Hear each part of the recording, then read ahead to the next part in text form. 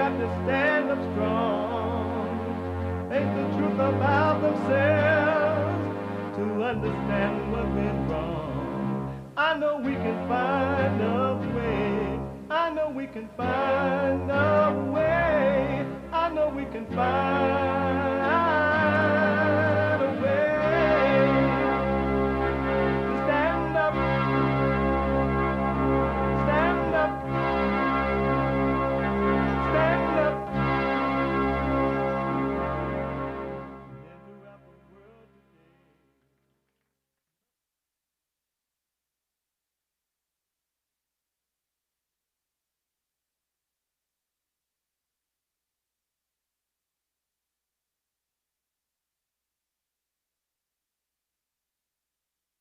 Uniting the races with truth instead of dividing them with lies. We're also rebuilding the family by rebuilding the man. I am Jesse Lee Peterson. Good morning. Hi, y'all. You can get involved by calling 888-7753-773, 888-77-JESSE. And my biblical question for this week, can you know God and reject him? Can you know God and reject him? Can you know God and reject him? That's my biblical question. We have every way that you can watch and support the show.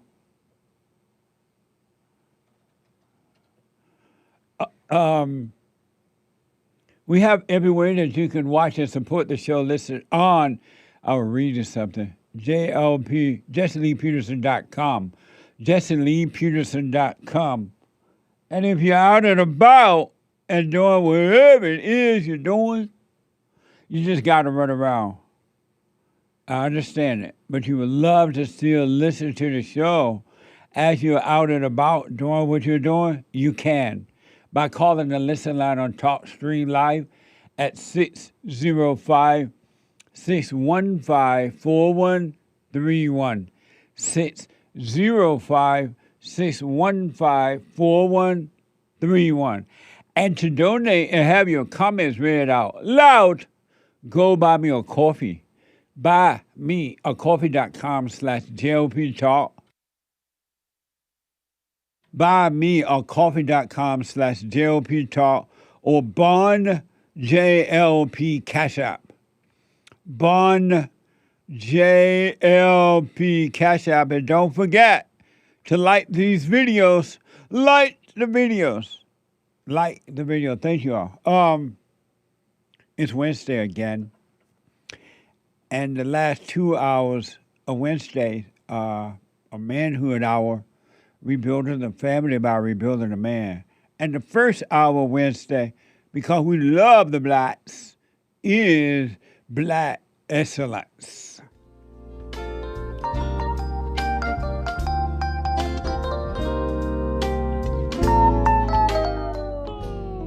This is Black Excellence. What's wrong with the blacks? I don't know. Nobody can actually know. There is no love in the blacks. Everybody hates us. No. Not all, but most. Right. So that's what's wrong with the blacks. That's what's wrong with the blacks.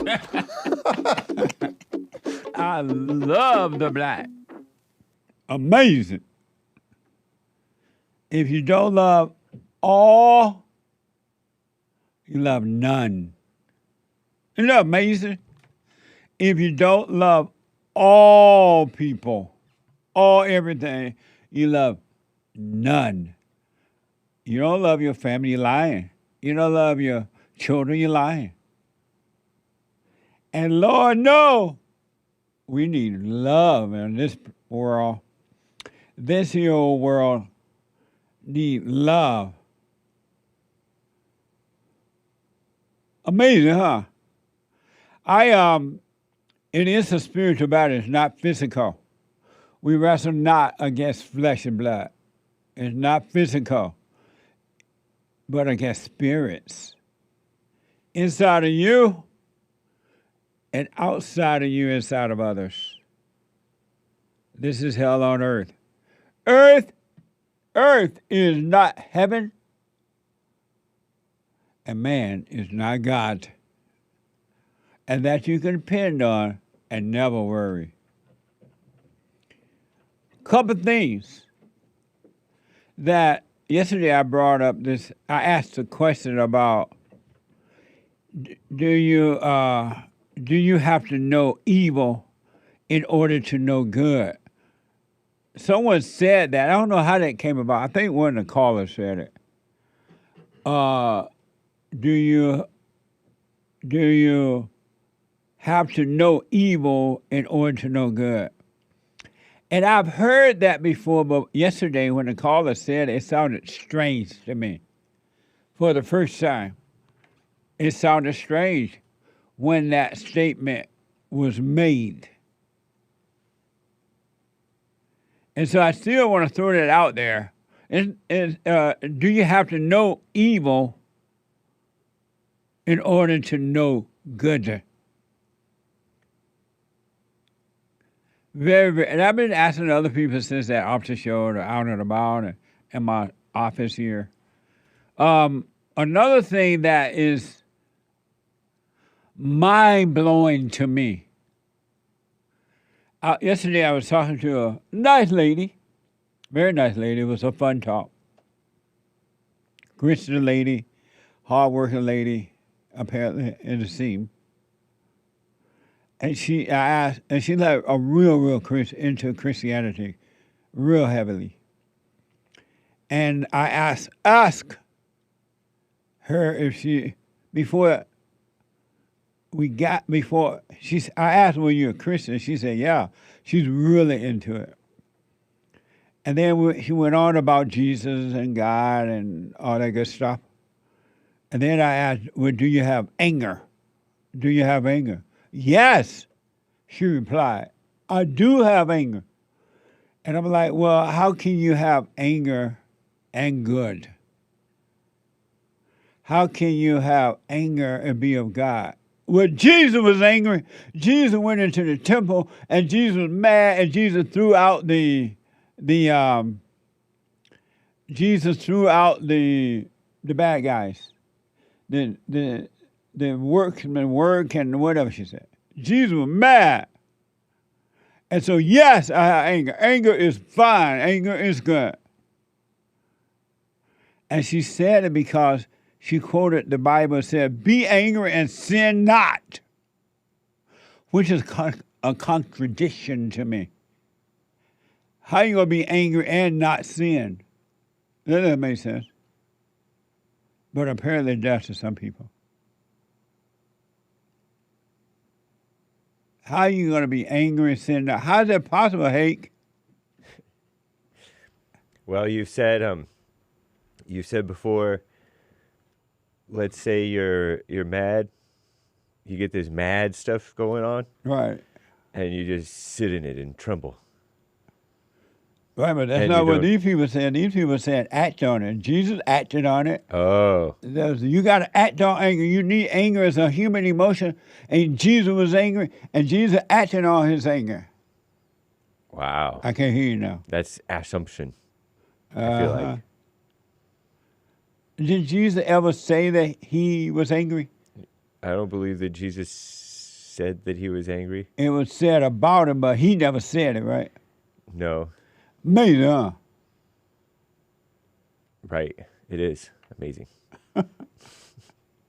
I was thinking about it when the only emotional moment, I think, or that I thought of first, was when he wanted to gather the lost children of Israel like a hen gathers its chicks.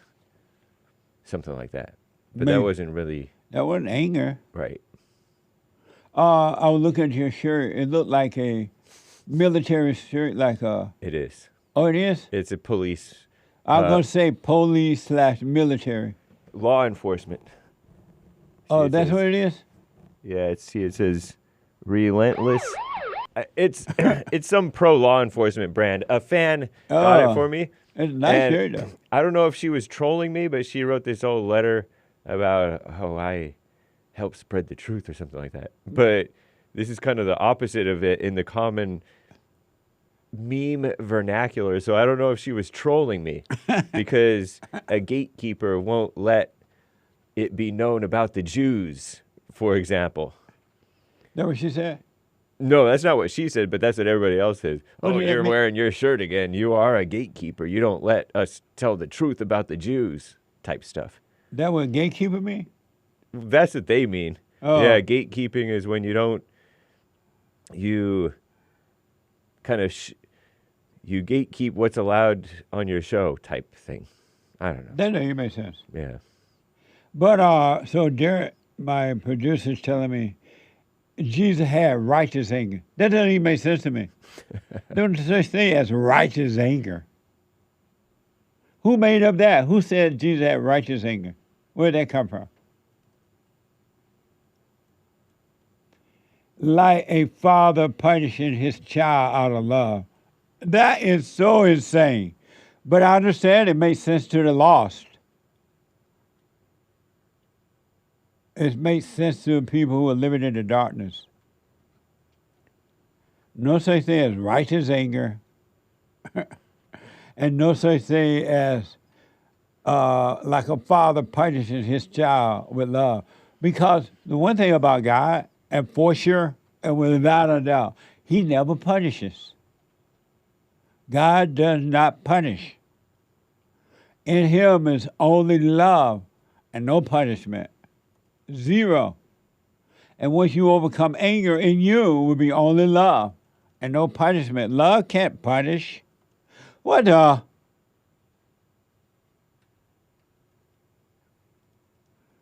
But there's this quote from Ephesians 4:26-27. Be angry and sin not. Let not the sun go down upon your wrath. Neither give place to the devil. That's from the King James Bible. Whoever wrote that was insane. I don't know who wrote that, but whoever put that in the Bible was insane. Who wrote that, Ephesians? Somebody was interpreting Paul's words. Oh, so Paul didn't write the Ephesians. Paul wrote Ephesians, and somebody interpreted it into English. Oh, so Paul didn't say it that way either. I don't know. Whoever put this in the Bible is a great deceiver. Really. And that person's far away from God. Because in God, there is no wrath. There is no anger. There is no punishment. Love can't punish. How is punishment love? How's that hate? Oh, I didn't mean to scare you. You're trying to write. He who hates his son spares the rod or something like that. What? Punishment. Right. A father disciplines his child because he loves him. No wonder the Christians are so weak. They think anger is righteous. And so they think this human evil anger is in their body is from God. That is just, but I understand we lost. Nothing makes sense. Only the darkness makes sense to you. So I understand why the Christians believe that. Nick, what do you think about that? Do you think God punishes? You make a lot of sense when you speak on that, and I gotta wonder. I personally wonder what Derek means by righteous. I'd like him to describe what is this righteous anger that this father's feeling. Like he's saying that to punish his son, Right. like a father punishing his child out of love. I'd like to hear him describe that anger, and I wonder if it's like the same as like when I get mad at someone. Yeah, it's the same anger. There's only one anger, but it's only evil. Oh, he says reaction against sin or injustice. But all sorts of angry people have reactions against sin and injustice, and it's pretty nasty. And I wonder, is that the same reaction this father is having in his hypothetical? Is it the exact same? Or do you see any difference? Because I see it different, Jesse, and I know what you mean. The anger, I feel like the devil. Like, Right. there's no way that's like not sin. Anyone that, and I even said to this young lady, well, what about when Jesus said, well, anyone who has anger is a murderer, and do not trust an angry person. Well, that ain't in the Bible. Where is that? I'm like, yes, it is. It isn't there. Why would Jesus say, just think about this, folks. Do what you want, but think about it. Why would Jesus say, anyone who has anger, hear that out right now, anyone who has anger is a murderer. Do not trust an angry person. And then, if he's saying anyone has an anger or murder, don't trust an angry person, how he going to tell you to anger is punishment? Jesus was angry when he threw out the temple thing. That doesn't even make sense. Isn't that a contradiction? It sure is, I think. I mean, I'm looking at some, how do I put this? I'm seeing in the chat someone said, it's called disciplining your child. Like, No. Like, it sounds so regular to them, but I don't know if they see, we're talking about, like, what's going on inside. How can it be the exact same and you call it good? If you're going to be evil to someone and you say, well, if you're just disciplining a child, suddenly that makes it good? It doesn't. And why would Jesus say anyone who has anger is a murderer? And they are of their father, the devil. So how you going to turn around and say, okay, Jesus, whatever, I got righteous anger.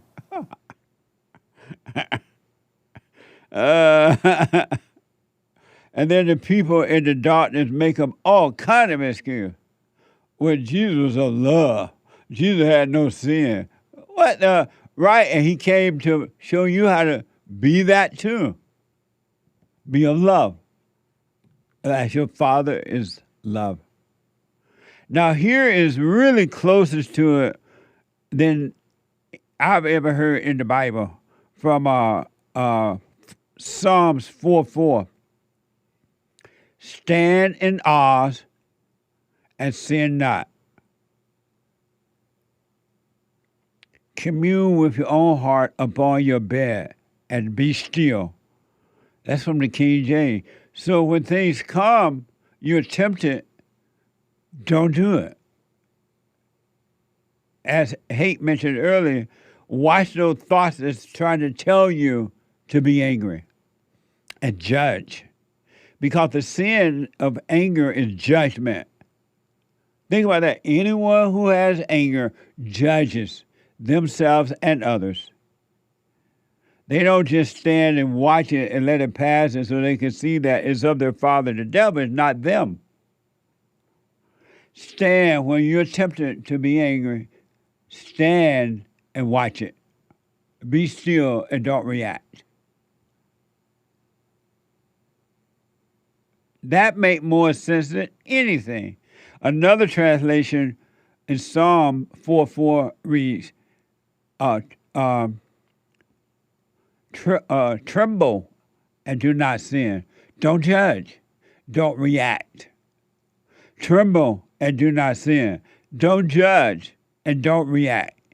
Meditate in your heart upon your bed and be still. That's something called the New American Standard, whatever that is. Every time they write the Bible, they change everything. And it deceives the people. And then even Paul wrote Ephesians right there. Yeah.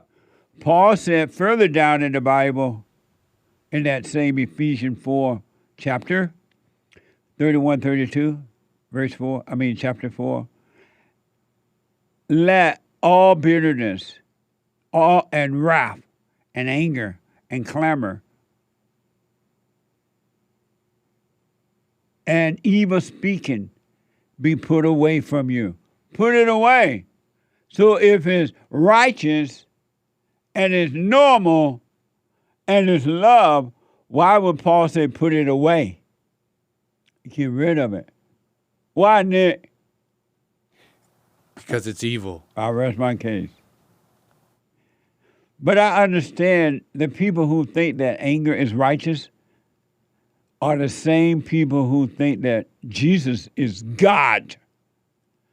And once you believe a lie, ain't no way you're going to be the truth unless you want to understand, know the truth, and the Father will reveal to you.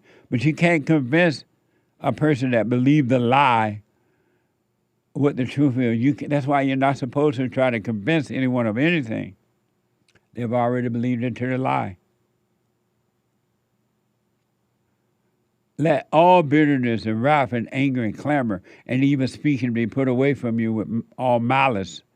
And be ye kind to one another, tenderhearted, forgiving one another, even as God, for Christ's sake, has forgiven you. Amazing. So this idea of being angry is one of the greatest deception that's been put up on a human being. When the Father sent the Son to tell you to love your enemy, how you going to love your enemy if you're angry? To love one another. Love your neighbor. How are you going to love if you're angry? And why would his greatest commandment be to love him with all your heart, soul, and might if you're angry? You can't serve two gods. Anyone, and this I promise you, anyone who has anger is of their father, the devil. You and the devil are one. You and the devil are one. Now, you don't have to believe me. Don't accept it or anything. But I'm just telling you that. That's why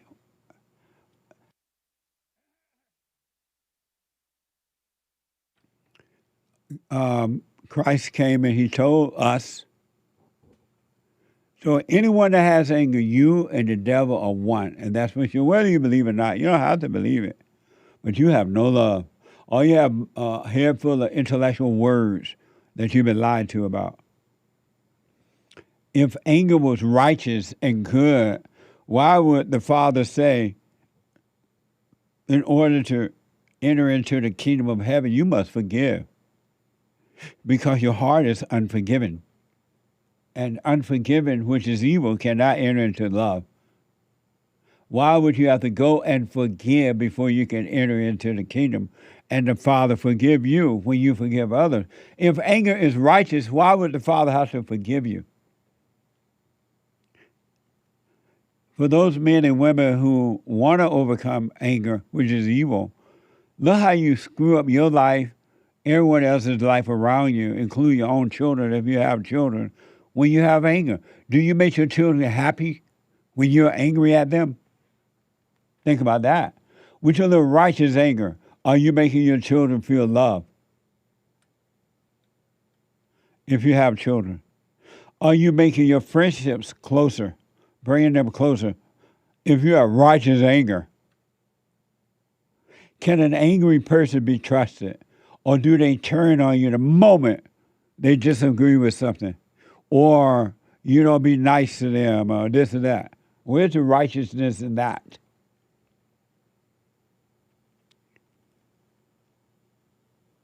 Amazing, huh? But do what you want. Hold on to your little righteous anger and see how far that gets you. And one thing for sure, you're never going to have peace. I promise you that, as long as you have anger. They don't go together. Anyone who has anger is evil and of their father, the devil. And you cannot trust an angry person. This is why you can't, everything in the Bible ain't true. The Bible has been rewritten about over and over again by ego-driven people. with no love. But do what you want, all right? Some of you may have heard about this, and then I can get to your calls and stuff. There was a truck driving accident in California, Los Angeles. And it was awful. ABC News 7. A woman was killed and more than 30 others, including children, were injured Saturday morning in a crash involving a jackknife semi-truck. Jackknife semi-truck on the 210 freeway in Irwindale. That's in California. Watch this from ABC 7. An exclusive Eyewitness News dash camera video we have obtained showing the beginning of a deadly semi-crash on the 210 freeway this morning in Irwindale. That big rig veering off the right shoulder before then crossing through lanes of traffic over the center divider, colliding with several vehicles on the other side. It wound up jackknifed across both sides of the freeway. Video posted to the Citizen app shows the aftermath. A 58-year-old woman was killed. More than 30 other people were injured. 10 of them hospitalized tonight, including 6 children. The freeway has since reopened and the crash is now under investigation. That's amazing. It really must be bad luck. Some truck way on the side of a freeway. You on the other side going a different direction. And that truck gonna come way from over yonder, crash through the dividing thing there, and kill you. What the? Talk about bad luck. I have bad luck. That's what you got. That's what you got. Bad luck. It reminds me of the airplane movie where these kids was on the plane and they can tell that the plane about to crash or something's going to happen. And every time something happens, one of them die. Or maybe 2 of them die. They're like, oh, I'm not. Y'all seen that? You remember that movie?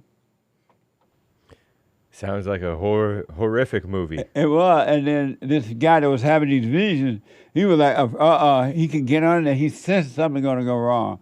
And they thought he was crazy. And he would always end up getting it off in time before he could get killed. But his friend, things were happening. Final Destination? That's a car. It sounds like Where that. like a bunch of people die? Speaking to the Yeah. mic. Like over and over? Yeah. It sounds like that. Young kid. Young And in people. crazy ways? Yes. Final Destination. Yeah. The Final Destination movies. I disavow. Hate need to see that. No, I don't. And this is what the truck thing remind me of. Think about that, Hate. Oh, yeah, true. It went way across. It missed other people. I guess it hit somebody, one other person. And then it drove all the way over and killed somebody. Yeah, I used to drive that freeway to and fro every single day. For college, for work. And here's the final soundbite on this truck. Let's see here. KTLA 5. Cell phone footage captured a seemingly random, violent, and frightening attack. Oh, no, that's the wrong one. I think that was the Oh, only... ABC 7. Oh, that's the That was only it. one, huh? I believe so. Oh, okay, just one soundbite. Mm-hmm. Oh, great. Okay. And that makes think about that, folks. This truck going down the road, big old truck. You going on a different direction, on a different side of the freeway, way over yonder. And they come over there out of nowhere. You ain't bother nobody. And you get killed. Others get hurt, wounded. Bad luck. That's what you got. That's what you got. I got to take a break. 888-77-JESSE. Back in a moment.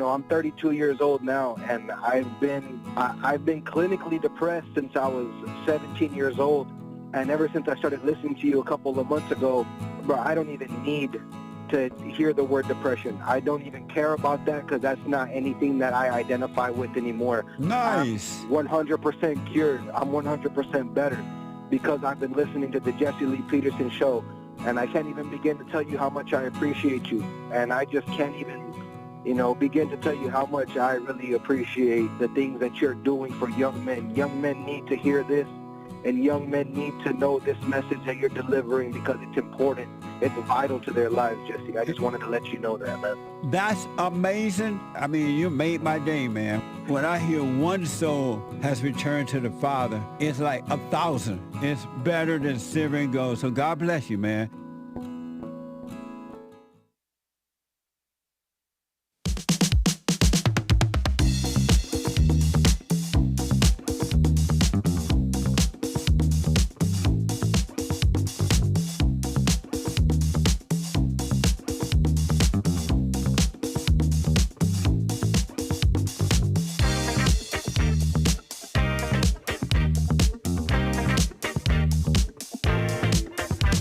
Welcome back. Welcome back.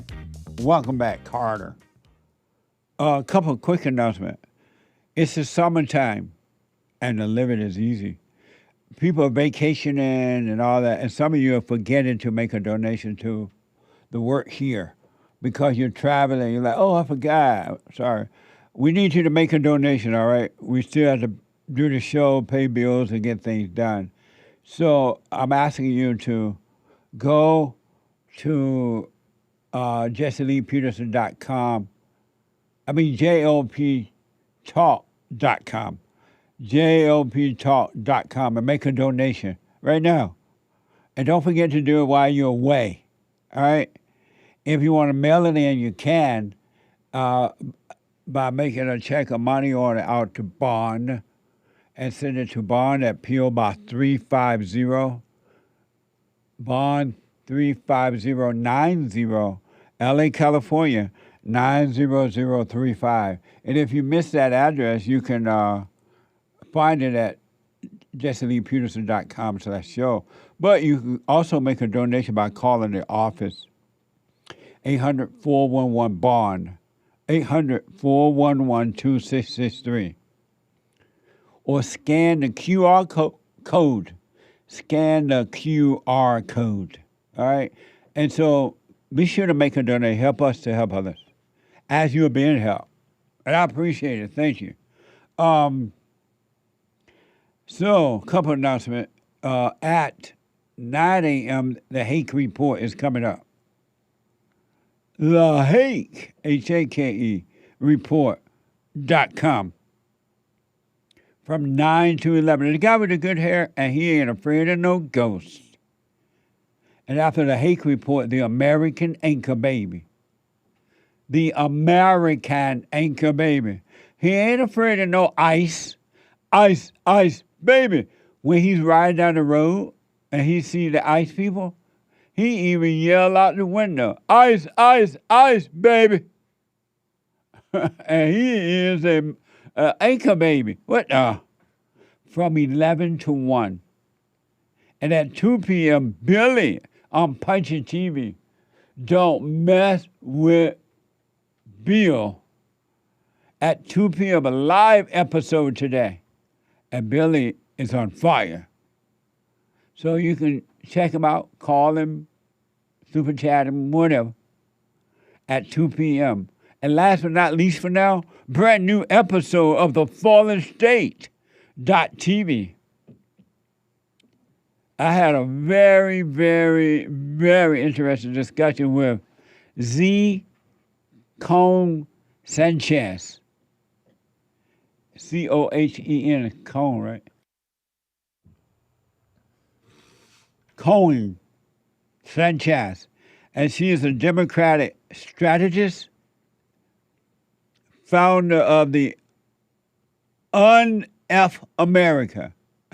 Un-F America. Watch this. Next time on the fallen state. When you say un-F America, what does that mean? We think that America's f***ed right now, and we're trying to it.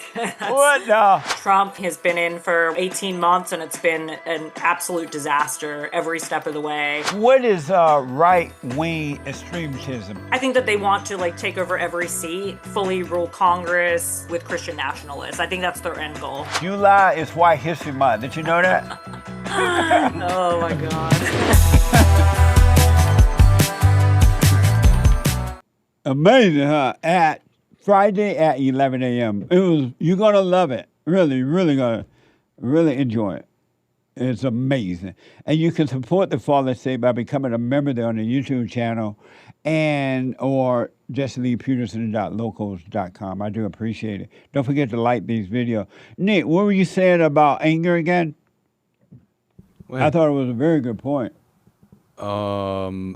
Just now. About when Jesus was throwing out the things out of the temple, what was on his mind? Yeah, I was thinking. I'd and like the to ask father punished his child. What's on his mind? I'd like to ask the Christians, just to conversate. We'll describe this before I condemn them. We'll describe this righteous anger and tell me what's going through their head. What's going through Jesus' head when he was flipping those tables? And what's going through this father's head when he's disciplining his kid with righteous anger? Is he cussing him out I'm doing this out of righteous love. It don't feel like righteous to me, Dad. It doesn't feel like righteousness. So apparently Mays, our friend Mays, who's been a friend of the show for years now, called hate and said, "You don't know nothing about black people." Oh, yeah. I didn't hear the call. Am I saying it right? That's right. What did she say? She said, I forget what exactly she said. She talked so fast, and my mind was busy. But it was something like, tell Nick something about he doesn't know what he's talking about when he talks about black people. And then when I argued with her a little bit, she's a lot, really. I argued with her a lot. She said, what the black people are doing, everybody's doing. So you have to talk about everybody, but you only talk about black people. You don't know anything about black people, Nick.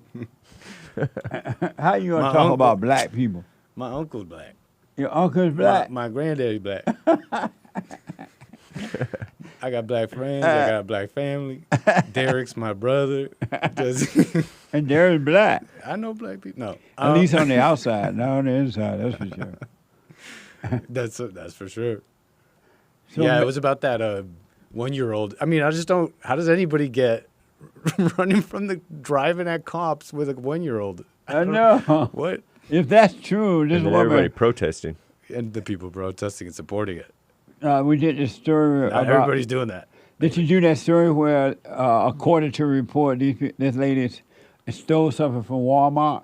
That's the one. And then they tried to get away, and according to the report, they were driving their car into the cop car and the cop shot her. Yep. And she up to holding the baby up. I got a baby. What the? Who robbed a store with a baby? And then when you hear about it, you go out and protest.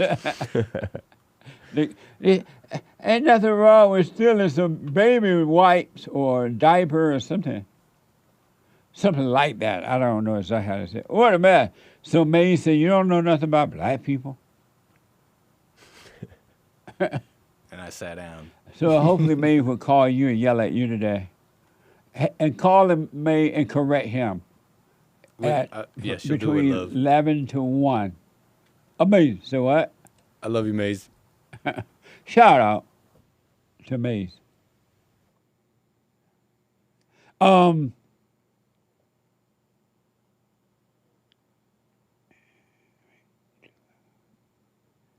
Derek said, when you said that about what was going on in Jesus' mind, my producer said, repent, turn, mate to love. What? Repent, turn, mate to love. Turn back to love. Is that what Jesus was doing? I guess that's what Derek's saying. He was flipping the tables going, turn back to love, brothers. Turn back to love. Amazing. Oh, let me go to... It sounds like he said maybe he wasn't angry. I don't know. Derek believe anger is good. It's from God, righteous too. He's a Christian. Anyway, let me go to Strider, our first time call out of North Carolina. Strider, you are Hello, Jesse. you are on the air. Thank you. I'm a big fan of yours, Jesse, for years back. Thank you, man. I I appreciate remember it. I used to work for Donald Trump for about 10 years, and I remember one day he called you, and I said to my partner, business partner, I said, hey, Big Don just called Jesse. So That's amazing. it was it was amazing. Yeah. And he said you were doing a great job, and I agree. Listen, I know you're a busy guy, and I'll make it real brief. I'm 68, am recovering from a heart attack, and I was crossing a busy crossroads at Trader Joe's, and a black man and a big old pickup truck almost hit me. Got up in the walkway. And Wow. I raised my arm and said, stop. He did stop, and as I turned to walk, he almost hit me again as he drove past me. Then I went over into FedEx, and he went in, and I didn't get his driver's plate number, but an officer was sympathetic, but we couldn't find the guy. So, long story short, how do I process my anger and not hate the black race, and will God deal with this individual? Good question, man. Number one, you process your anger by overcoming anger. You have to Okay. You have to drop anger by forgiving. When you realize that you do have an angry heart, anger is in you, and you know that it's Okay. wrong to be that way because you're playing God. All angry people judge, right? They play God. And Right. then you go and forgive, and God will take away the spirit of anger because the anger is dark and it's evil, and there's no love in it. And then once He takes it Got it. away from you, no matter what happens out there in the world and how people try to hurt you or whatever, you would never feel anger again because it would no longer be in you. You would have love, and you would speak up, and you would deal with life without anger. You would deal with it with perfect love. Mm-hmm. Excellent. Was this part of a growth lesson for me? Yes, it allows you to see that you do have anger inside of you Okay. because you overreact. All right, now- have you forgiven your mother? Now, I have in letter and voice and speaking to her, I told her I forgave her. We are not communicating. She's still alive. My father passed, and I've worked through all the forgiveness with everything, and even daily I try to say I forgive and forget the past and this, that, and the other. So I believe that I've done an excellent job of forgiving my mother and father. And did you tell her? I told her, oh yes, I told her in no uncertain terms. And what did you say to her? I told her that I just forgave her for letting my father get drunk and tear the place apart. And, you know, we were all making mistakes, and, you know, I even made mistakes. And so I said, you know, I let the past go and I forgive you. So it was a tough, and that was your doing, actually. What you taught me was I was able to do that.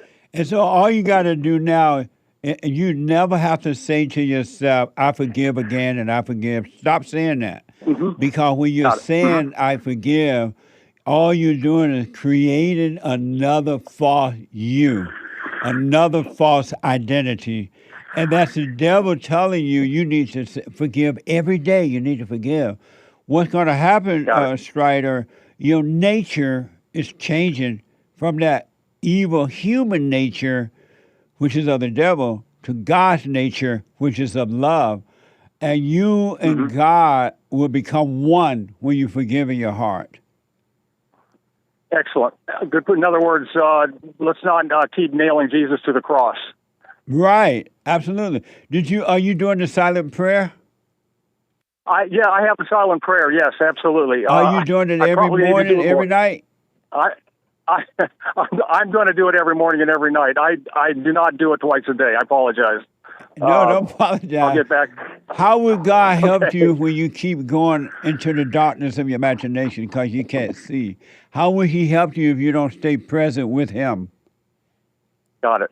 No, that was a question. I know you're a busy guy. That was and a I question. just want to let you go here with. Go ahead. How would God help you if you keep going into your imagination? He can't get to me. So why don't you do to stay present? Practice every time you find yourself in a thought. Come back to be aware of your body, your outer environment, so that you don't be lost in your head. Excellent. Will do. I've got my homework assignment for the day. I promise. All right. Jesse, as we end this, if something happened to the black man, I've lived in Winston-Salem since 1984, and they're hostile. There's something that's just, they used to not be like this. Has something changed? And you're right. They used to not be that way. You're 100% right. What changed is that along the civil rights movement, when it came along, it was the worst thing that ever happened to the blacks, except for abortion, of course. And they took the father away, and then they gave the role over to the mothers to raise the children. And the worst thing that can happen to a child, male or female, any race, is to be turned away from your father. All mothers turn children away from their fathers. That's why the kids become just like the mother, angry. So what has happened to the blacks? They have the spirit of their mother, and they have made the mama God, and that's why they're angry.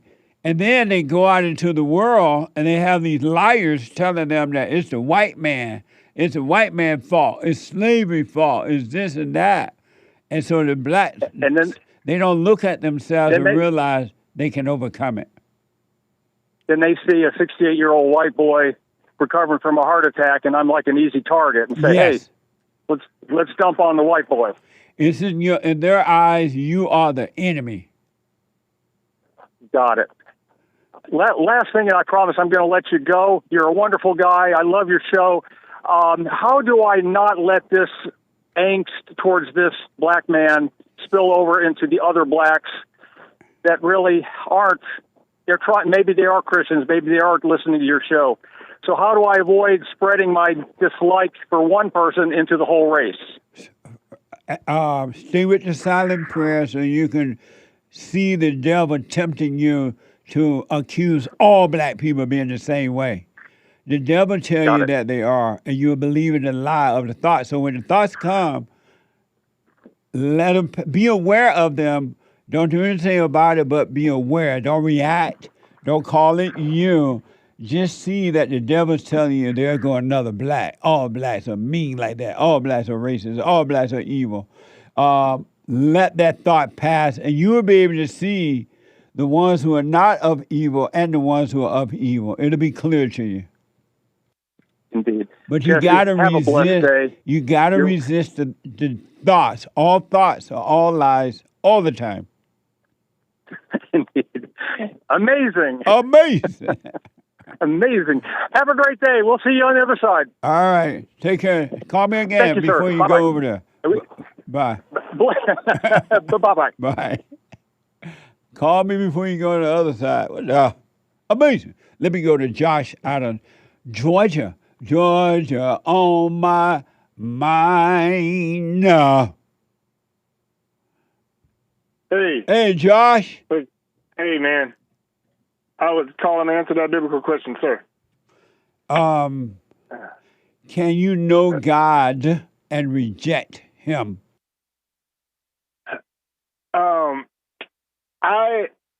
I would say that rejecting God is believing the assumptions that are constantly being put in my head.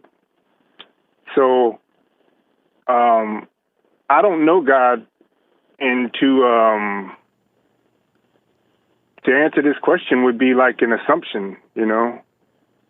So I would just leave it blank. I would just say I don't know, because it's too much assumptions about what God is and what rejecting God is. And I know that what I know is that I don't need to be making assumptions about God. So, and the question is, can you know God and reject him? And you say what? I say I don't know because I don't want to make an assumption about God. And I don't know God. So you don't know if you can know God and reject him? I don't know. Correct. Oh, okay. That's the best answer. Yeah. That's amazing. I'll put my little 2 cents in on Sunday if the Lord is willing and the creek don't rise. Josh. All right. Josh. Yes, sir. I have another quick question. Yesterday, a caller said something like, let's see here. I want to be exact. You know what I'm talking about? I know what you're talking about. He said you have to have hate in order to, you have to know hatred, or you have to know anger in order to know good. No, you have to know bad in order to know good. What do you say to that? Yeah, that's a big deception, and I used to think that way too. It's you know what it reminded me of? You know that song, that Frankie Beverly and Mays song, Joy and Pain? Joy and pain, like sunshine and rain. Amazing. Yeah, it's like you need rain in order to, you need both the bad and the good in order to make the flower. Like you need the rain and the sunshine. I think that's what people get it confused with. So you said, so when they ask, do you have to know bad in order to know good? And you say no. I'd say it's I'd say that's a misconception. But I understand why he thinks that, though. And why do they think that? Because in life, it's like you have to go through some rough times in order to understand, in order to come to God, or in order to, it also seems like the most talented people, they go through hell with drugs, like Michael Jackson and Prince and all them. They're all drug addicts, They catch a lot of hell, but they have beautiful talent in them. So I think that's what but I'd say that's a deception, because you don't have to go through all that. You can just be like Adam. Adam in the garden, he didn't know what good or evil was until he fell. So all he knew was good. Derek wrote the question today, James. Do you have to know evil in order to know good? That's not the question. The question is, do you have to know bad in order to know good? Amazing. And so you're saying, no, you don't have to know bad in order to know good? No, you don't, but it definitely seems like it. Definitely, but you really, that's an assumption, like the biblical question. Did you see that sound bite where that semi truck ran across the road and, according to report, killed somebody? Yep. Isn't that amazing? I've heard a lot of situations like that. That's common. I think that's kind of common in trucking, man. Really? Yeah, it's wild. There's no free will out here. You don't know what's going to happen. Are the truck drivers high? I don't know. Some of them are, and some of them are very good at what they do, but you still make mistakes. He said he thought truckers were better drivers than us. Yeah.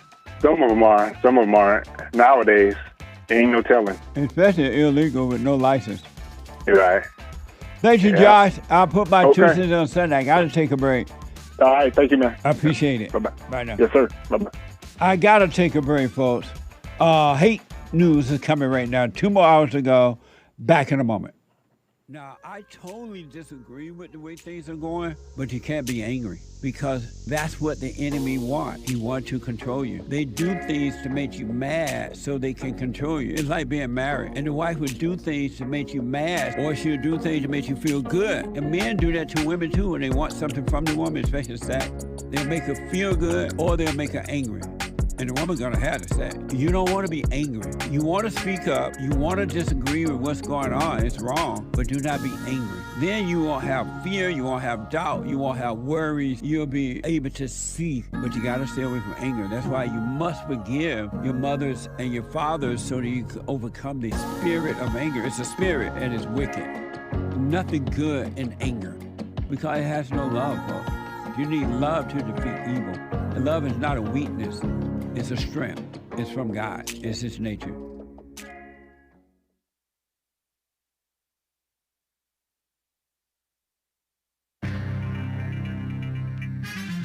There's some serious mess going on in this here world. Am I right or am I right? This is the end of hour 1 of the JLP Peterson Show. It is the end of Black Excellence, the first hour here on the JLP Peterson Show. The second 2 hours, second and third hours are Manhood hour, y'all. There is one line open. Hang on, callers. JLP will be right back to your calls. We'll get to your super chats as well, including those from yesterday. All right? It is hake news, not fake news.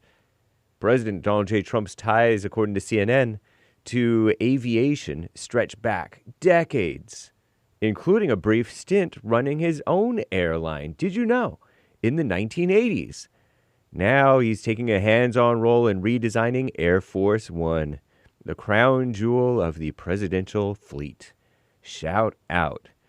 And housing affordability, the dream of home ownership, is slipping out of reach, says Commie Nonsense Network, CNN, for many Americans, or are they Americans, as housing costs continue to outpace incomes.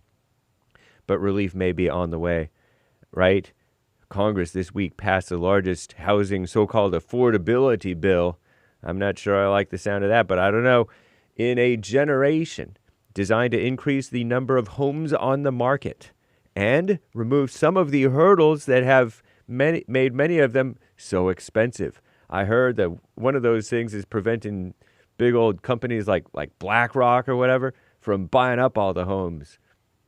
I wonder if there's going to be any blocks on Chinese nationals or Chinese people paying cash for their homes, buying up underneath the noses of Americans. Terrible. Anyway, election takeaways. Americans across 4 states, so-called Americans, right, cast their votes Tuesday in primaries and runoffs ahead of the November midterm elections. In New York, all 3 candidates endorsed by the evil mayor, Zohran Mamdani, won their House primaries, including 2 who defeated incumbents who were themselves radical Democrats, but not radical enough, I guess. The wins are being viewed as a sign of Mamdani's growing political influence, according to Commie Nonsense Network, and his emergence as a key power broker within the Democrat Party. What a mess, huh? So that Afro-Latino woman who doesn't want illegals who commit crimes here after they serve their terms to get deported, or illegals to get deported. She doesn't want illegals deported, not even the criminals. What a sick woman, huh? Anyway, war powers, in a rare bipartisan, which usually means evil, in a rare bipartisan move, the Senate on Tuesday voted to limit President Trump's war powers by directing him to remove U.S. military forces from the conflict in Iran. Maybe just right on time, though. Maybe he's ready to do it anyway. I don't know. Or maybe he'll veto it. The measure sends a clear signal that many so-called lawmakers remain uneasy about deeper U.S. involvement. President Trump, meanwhile, called the vote poorly timed and meaningless. Indeed. Pretty much everything that they do is poorly timed and meaningless and evil. Europe, heat wave. A heat wave! Extreme heat is gripping Europe, and they don't have AC, air conditioning, to cool themselves down. Many of them, most of them, as a powerful heat dome, whatever that is, pushes temperatures to triple digits. Fahrenheit, anyway. I don't know about centigrade. Across much of the continent, hundreds of records have already been shattered, and more expected as the heat intensifies today through Thursday. France, the epicenter, they call it, whatever that means, of the extreme conditions, also endured its hottest day on record on Tuesday. I was telling you yesterday that they banned drinking in public in big areas of France or parts of France or whatever, I don't know, because of the heat, something like that. Anyway, World Cup restrictions. The U.S. government will allow Iran's national team to enter the country 2 days before its World Cup match against Egypt on Friday. Easing previous restrictions. It marks a notable shift after weeks of uncertainty that forced the team to alter its travel plans. What a mess. I'm James Hake. Now back to JLP, Hour 2.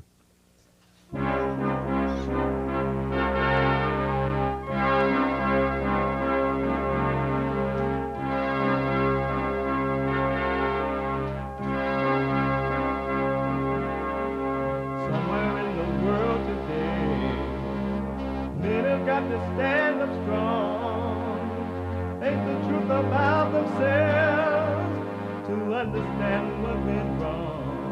I know we can find a way. I know we can find a way. I know we can find a way to stand up. Stand up. Stand up. And throughout the world today.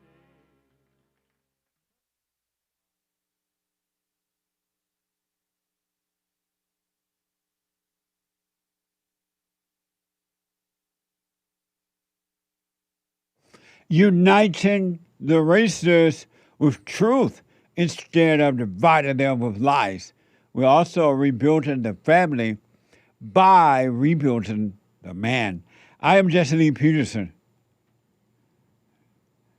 Good morning. How y'all? You can get involved by calling 888-7753-773, 888-77-JESSE.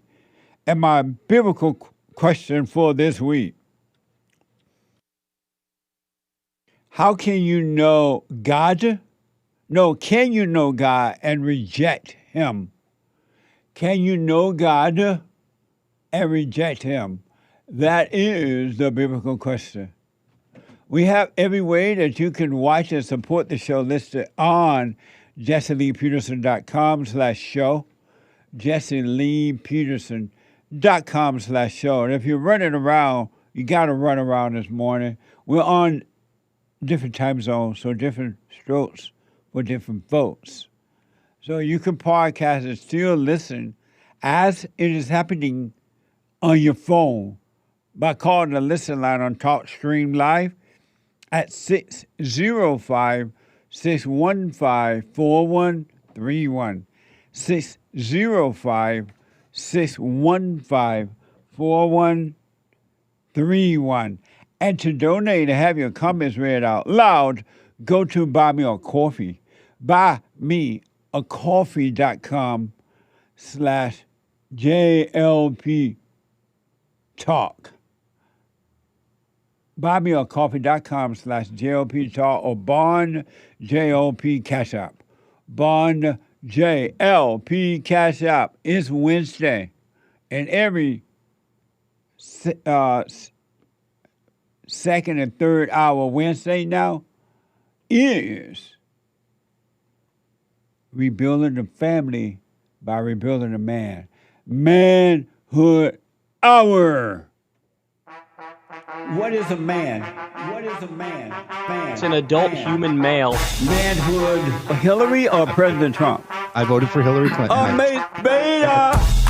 Beta male. A man is a male who turns to man. Alpha male. Live right, be right, and lead the way.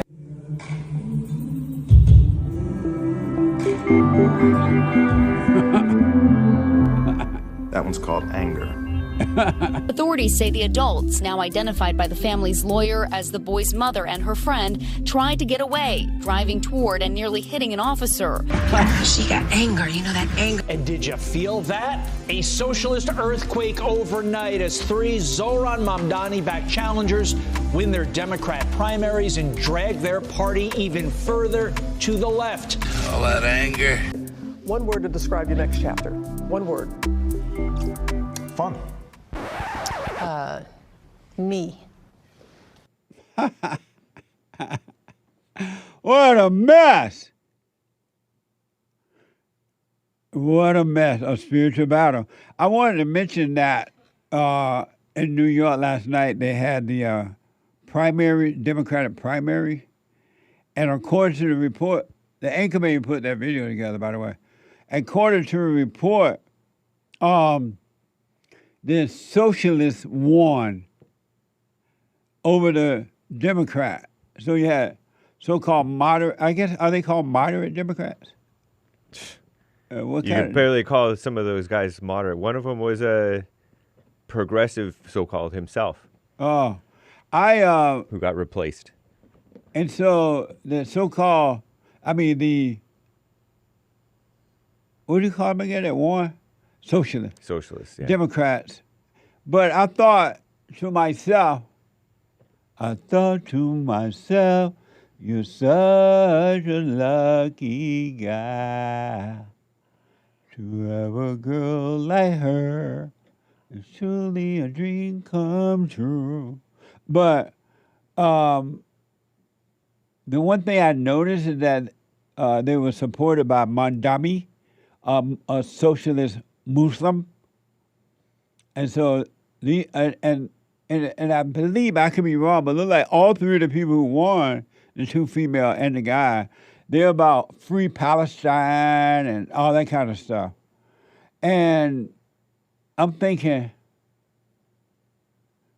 well, the Democrats are socially anyway, so a lot like they try to hide the fact they're socialists.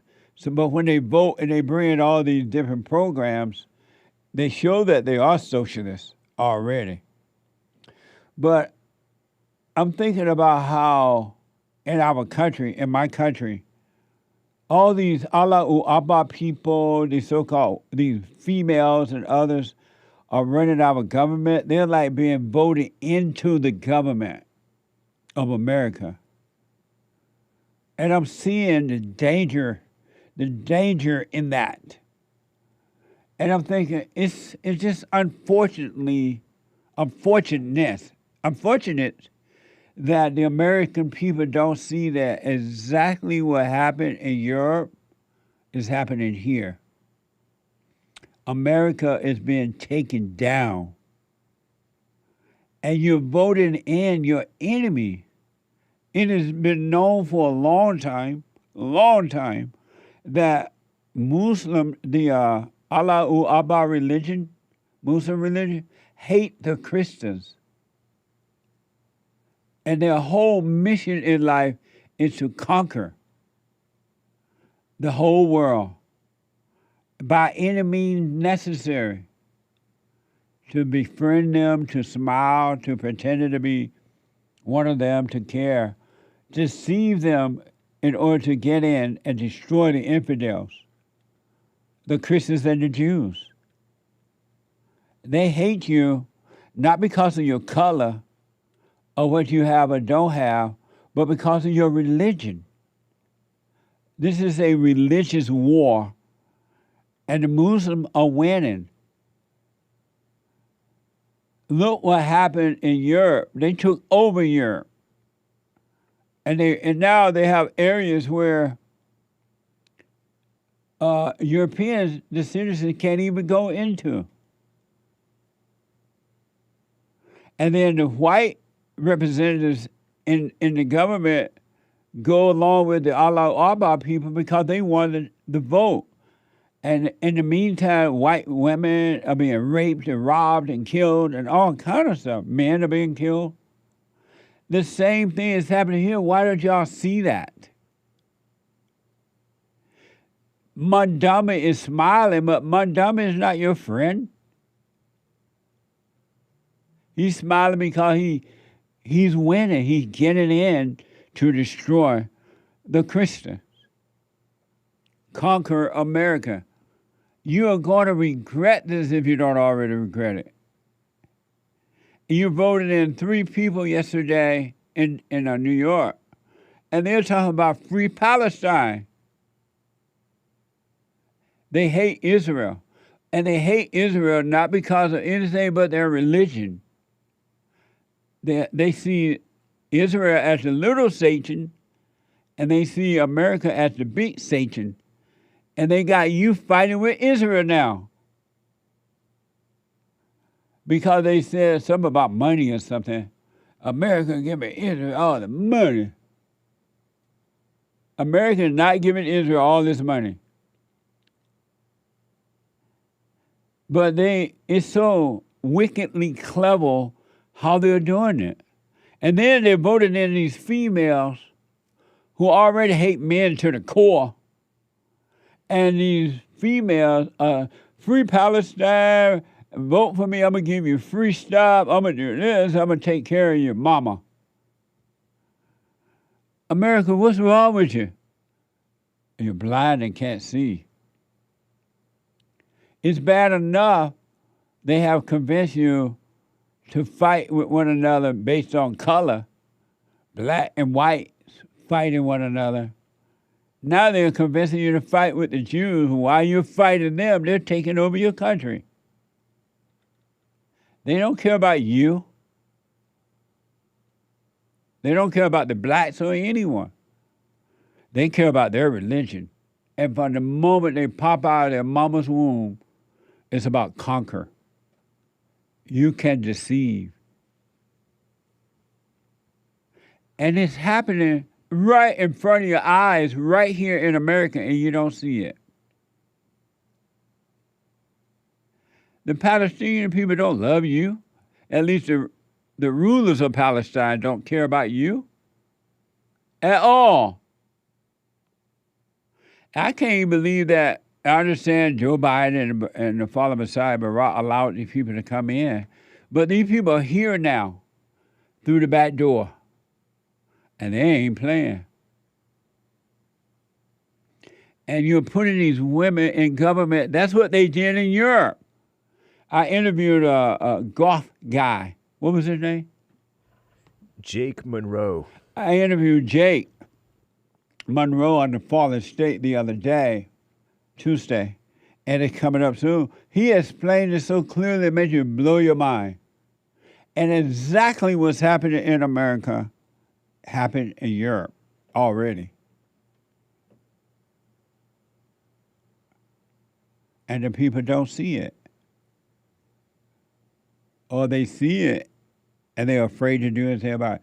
And white people, your hands are being tired.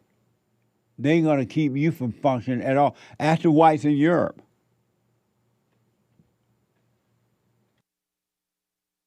Ask the white people in Europe.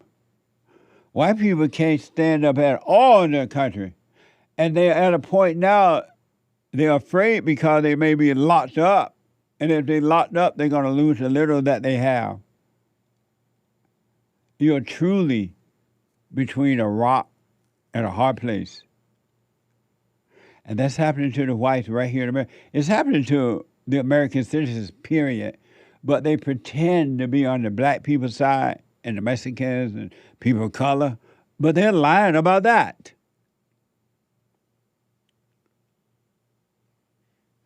Why don't you wake up? Stop being angry so you can see what's going on and fight in the right way before it's too late. These females in New York don't like you, and now they have taken out the socialists that's trying to hide and just be socialists to the open socialists. Free Palestine, they were saying, and the people still voted for them. In New York, where there's nothing but Jews.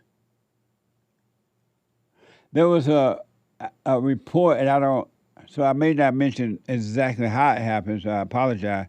But one of the Jewish representatives, I believe, that was running, went into a cafe there in New York. And he got some coffee, I believe. And when he left, I guess one of the workers or the owner said, "I didn't know that was you. I wouldn't have served you coffee. You're a Jew," or something like that. You heard about that? I did not. Did you hear about that, Nick? No, I hadn't. And that person appeared on the Fox News show or something. But he said that they said that after he left, they would not have served him because he's a Jew and he's a representative. He ran against one of the people that won in New York last night.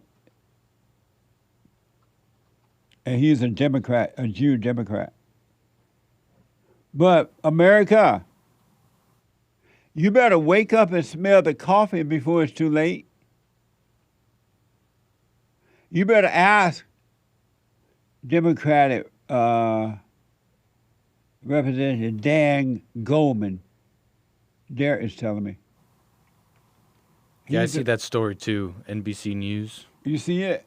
New York City coffee shop tells Representative Dan Goldman he's not welcome over his pro-Israel views. Yeah. Isn't that amazing? In America. But you can free Palestine. This is not pretty. It's not good. And Americans, you will live to regret what is happening in your country right now. If you doubt me, call the people over there in Europe, at the UK, and all over. Ask them. You see what's really going on.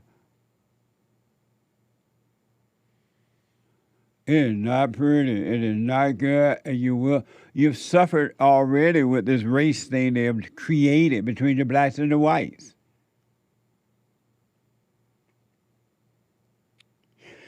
Anyway, let me do this. I had mentioned yesterday, the first thing I wanted to do this morning was finish up the super chat that we missed yesterday, and Hate forgot to remind me. Super chat. Am I right? You forgot to remind me? We'll go with that. Okay, super chat. Super. Thank you. Nick LeBoy yesterday with another Rumble rant said, I want to say 99% of the time I feel nothing for anyone when it comes to something tragic, because people tend to put themselves in those tragic situations knowingly or ignorantly, despite warning signs. Amazing. Thank you. I appreciate it. Eric 5 Coffee's life doesn't feel. Repent from excitement. Amazing. Thank you. Hannah is with 5 Coffees, buymeacoffee.com/JLP Talk. Sticking with it. I have a female work colleague who's flirting with me, but she has a boyfriend. What? Should I tell her, quote, I'm not flirting with you unless you break up with your boyfriend? I wouldn't even say unless you break up with your boyfriend. If she's doing that with her boyfriend, she'd do it with you and another guy. What the? Be done with her, move on. Wish her well, but don't be angry. Amazing. Thank you. On Cash App, this is Bond JLP, is the Cash App, Cash Tag. Sean says, regular $5 and $2 for bills. Right on. Thank you. Y'all support Bond. Make a donation through the summer, too. Thank you. Mio is a cute dog at Kappa. Mio is a cute dog. Jesse, is it, in your black opinion, black. She asks, is Whoopi, I think Mio is asking, is Whoopi a woman? What? In your black opinion, is Whoopi a woman? Whooping? Woman. Whoopi Goldberg. I don't know. Suppose I know. What that mean? I don't understand that question. Yeah, something else. I don't understand that question at all. Mio. But thank you, though. Mio is a cat. What's the name? Cute dog Kappa. Cute dog Kappa. I clearly don't understand that question. But thank you. Half Black Tony, you made a good point about all that mess, Hake. The dad should have just took them to the men's room, referring to the father with the daughters in the women's room. Oh, yeah. He should have taken them to the men's room. Yeah. Thank you, Half Black Tony. Nathan. Thank you, Half Black Tony. Nathan or Nathaniel. Welcome, JLP show member. Thank you. Amazing. Nico, I'm half Italian, half Jewish, and always thought I was white. Apparently, after listening to the JLP show, neither of my halves is white. What the? So, is he white? Yeah. He is white? Yeah.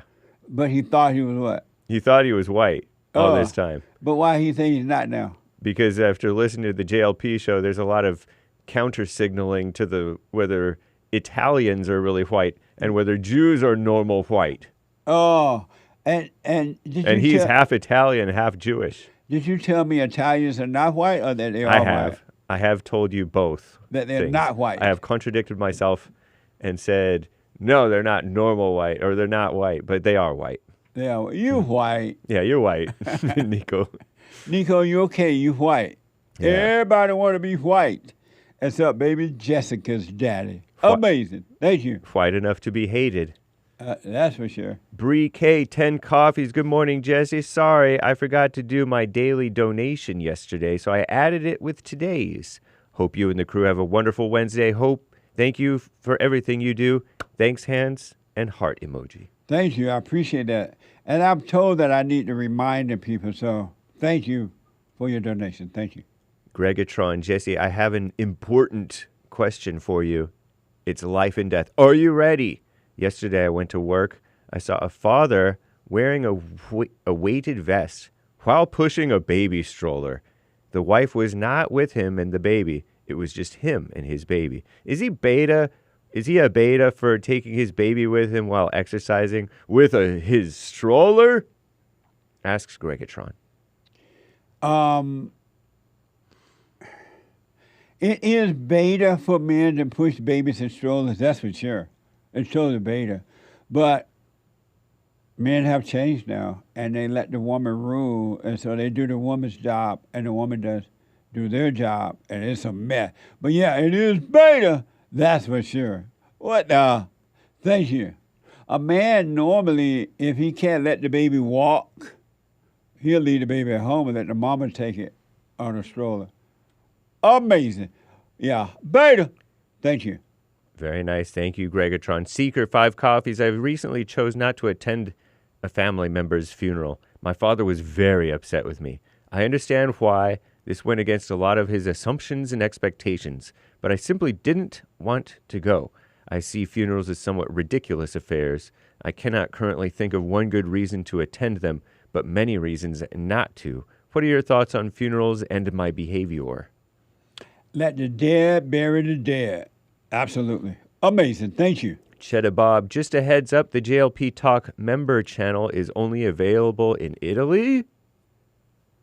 And he has a question mark at the end. And I don't know what he's talking about. I asked him to clarify.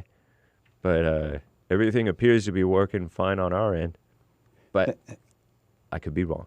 Thank you for letting us know. Got it. You Thanks. can't make it right. No, I don't. But thank you, Cheddar Bob. Let us know. Charlotte says, Jesus in the temple is the only instance Christians reference to show Jesus was angry. If Jesus didn't get angry at the people facing his death, what makes them think he was angry about the temple? That's a good point. I forgot about that. They even spit on him. So Jesus only got angry one time. What the? Very good point. Amazing. Thank you. Bulgar Wolf, Jesse, is it true that Trump called on the show? By the way, I finally understand what you mean when you say, before God made dust, he made me. We are truly one. Amazing. Thank you. Bulgar Wolf, on the BQ, when you remember God, is it... Can you know God and reject him? When you remember God, it is impossible to reject him. Also, bad doesn't even exist. It's only good. It's all done, says Bulgar Wolf. Thank you. I'll put my little 2 cents in on Sunday. I appreciate it. Nick LeBoy says, I used to raise my daughter with, quote-unquote, righteous anger. I watched it push her further into darkness and my wife's arms until I dropped my anger and raised her with the love of patience and understanding. Right on. Thank you. That's amazing.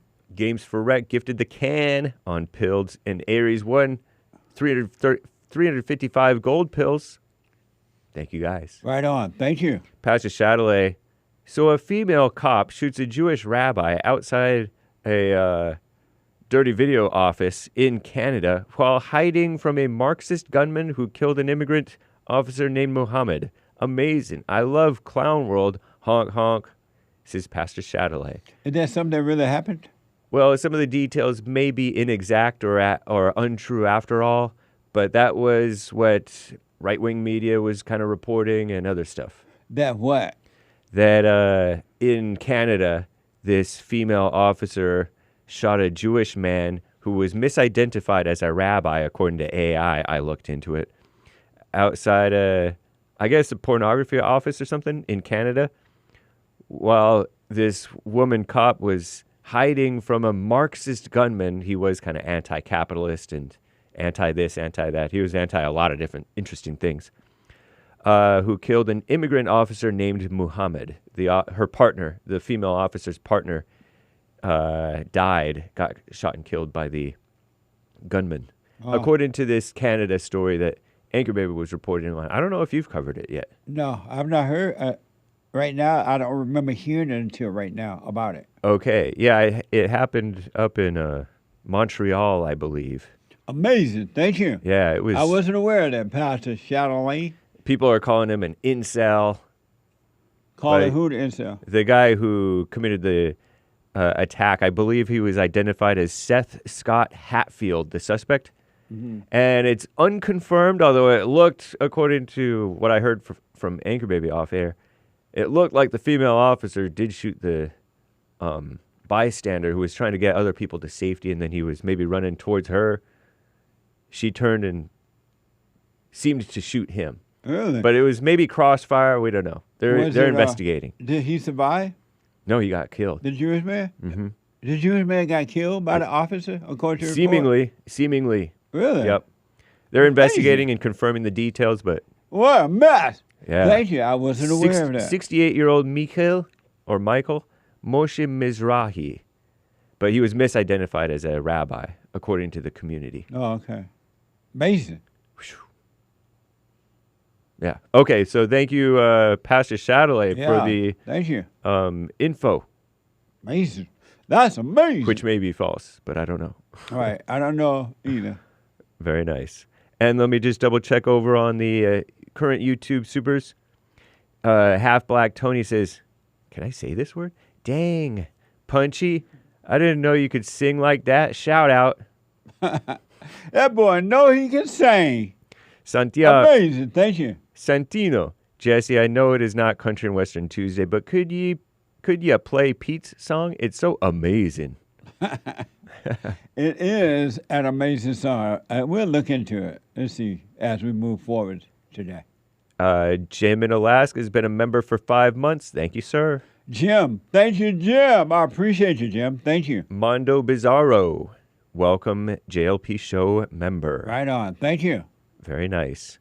And thank you, guys. I could be mistaken, but I believe that's all for now. Amazing. Thank you all.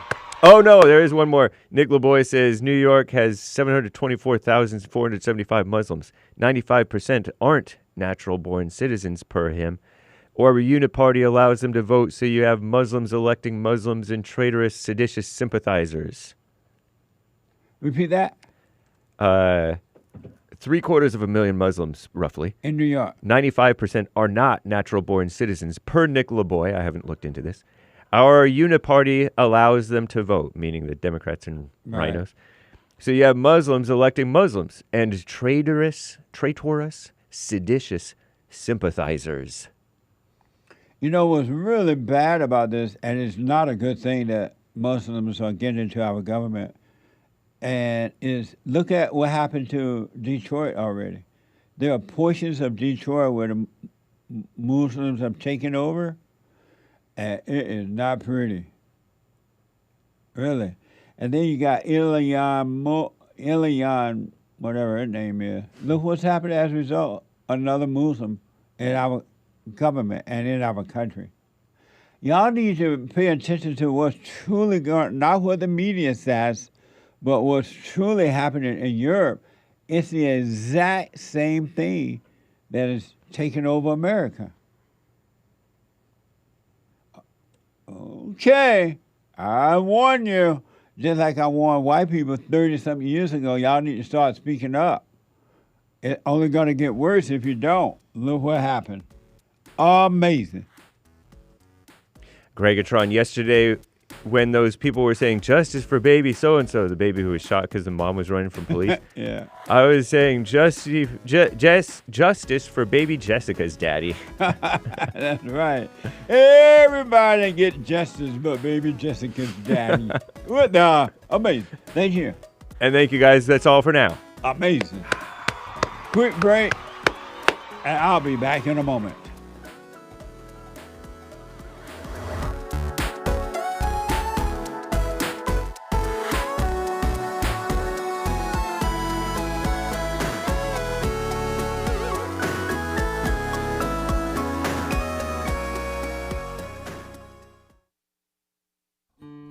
We have a counseling service, and I have to admit, thanks to God, it is the best counseling service on this side of heaven. I counsel with men and women, families, individuals around the world. Most people are unhappy, they're miserable, they have rough lives, they're depressed, suicidal, young and old, of all races. I understand, I know why, and I do understand it. Because exactly what's happening in me is happening with everybody outside of me, inside of them. And I've noticed that with those who really want to understand, they overcome it just like that, out of one counseling session. If you need counseling, you can go to rebuildingtheman.com or call 800-411-2663. 800-411-BOND. Best counseling service on this side of heaven.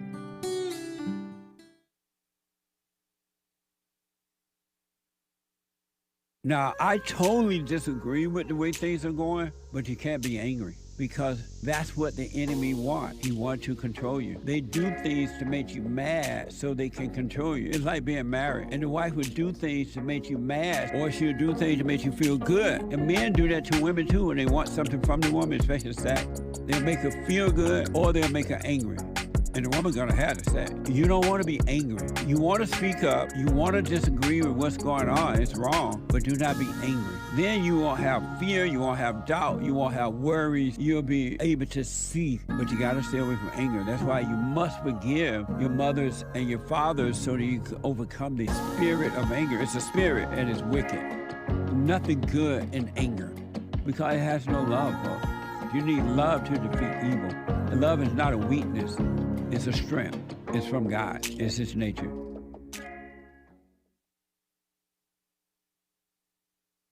Check out Punchy's coffee. I have my own coffee now. Punchy coffee is good. Every bag is roasted to order. Freshest flavor. Top quality. Specialty grade beans. Good. Every dime goes back to Bond, my nonprofit. And we are rebuilding the family by rebuilding the man. So when you're drinking coffee and enjoying it, just know you're helping somebody. Amazing coffee. Punchy has his own coffee now. What the? And it's so good. All the way from the plantation to my own coffee. Who would have thought? Did that coffee come from the plantation? Did I pick my own coffee? Check it out. Go to rebuildingtheman.com, rebuildingtheman.com/stores. And get Punchy's coffee.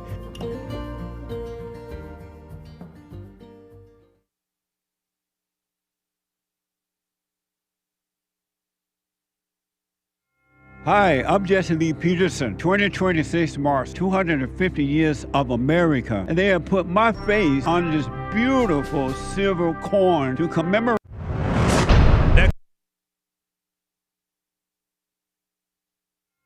Hi, I'm Jesse Lee Peterson. 2026 marks 250 years of America, and they have put my face on this beautiful silver coin to commemorate this occasion. That's amazing. Call 800-411-2663. That's 800-411-BOND. Grab yours now before they are gone.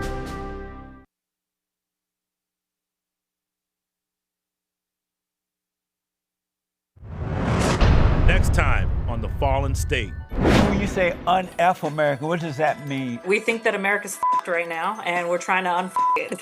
What the? Trump has been in for 18 months, and it's been an absolute disaster every step of the way. What is right-wing extremism? I think that they want to take over every seat, fully rule Congress with Christian nationalists. I think that's their end goal. July is White History Month. Did you know that? Oh my God.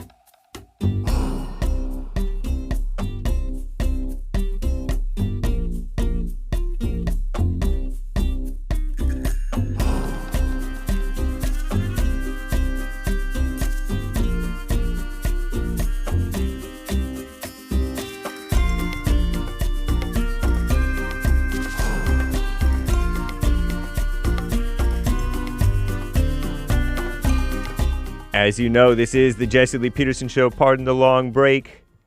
We're at JLP. We'll be right back, y'all. Just having to take care of some things. I want to make sure that you guys know and remember to donate to Bond. Rebuildingtheman.com/donate. Rebuildingtheman.com/donate. In an hour and a half, the office opens 9 a.m. Pacific time, 11 Central, noon Eastern. And you can call the Bond office, 1-800-411-BOND, 1-800-411-2663, or go to jlptalk.com and click the donate button. The silent prayer is also on the jlptalk.com page, which redirects, as you may know, to jesseleepeterson.com/show. On the JLP network, as you know, is the Hake Report right after the Jesse Lee Peterson Show. And then I'm live for 2 hours, Monday through Friday, 9 to 11 a.m. Pacific time. And then right after the Hake Report, Monday through Thursday, American Anchor Baby.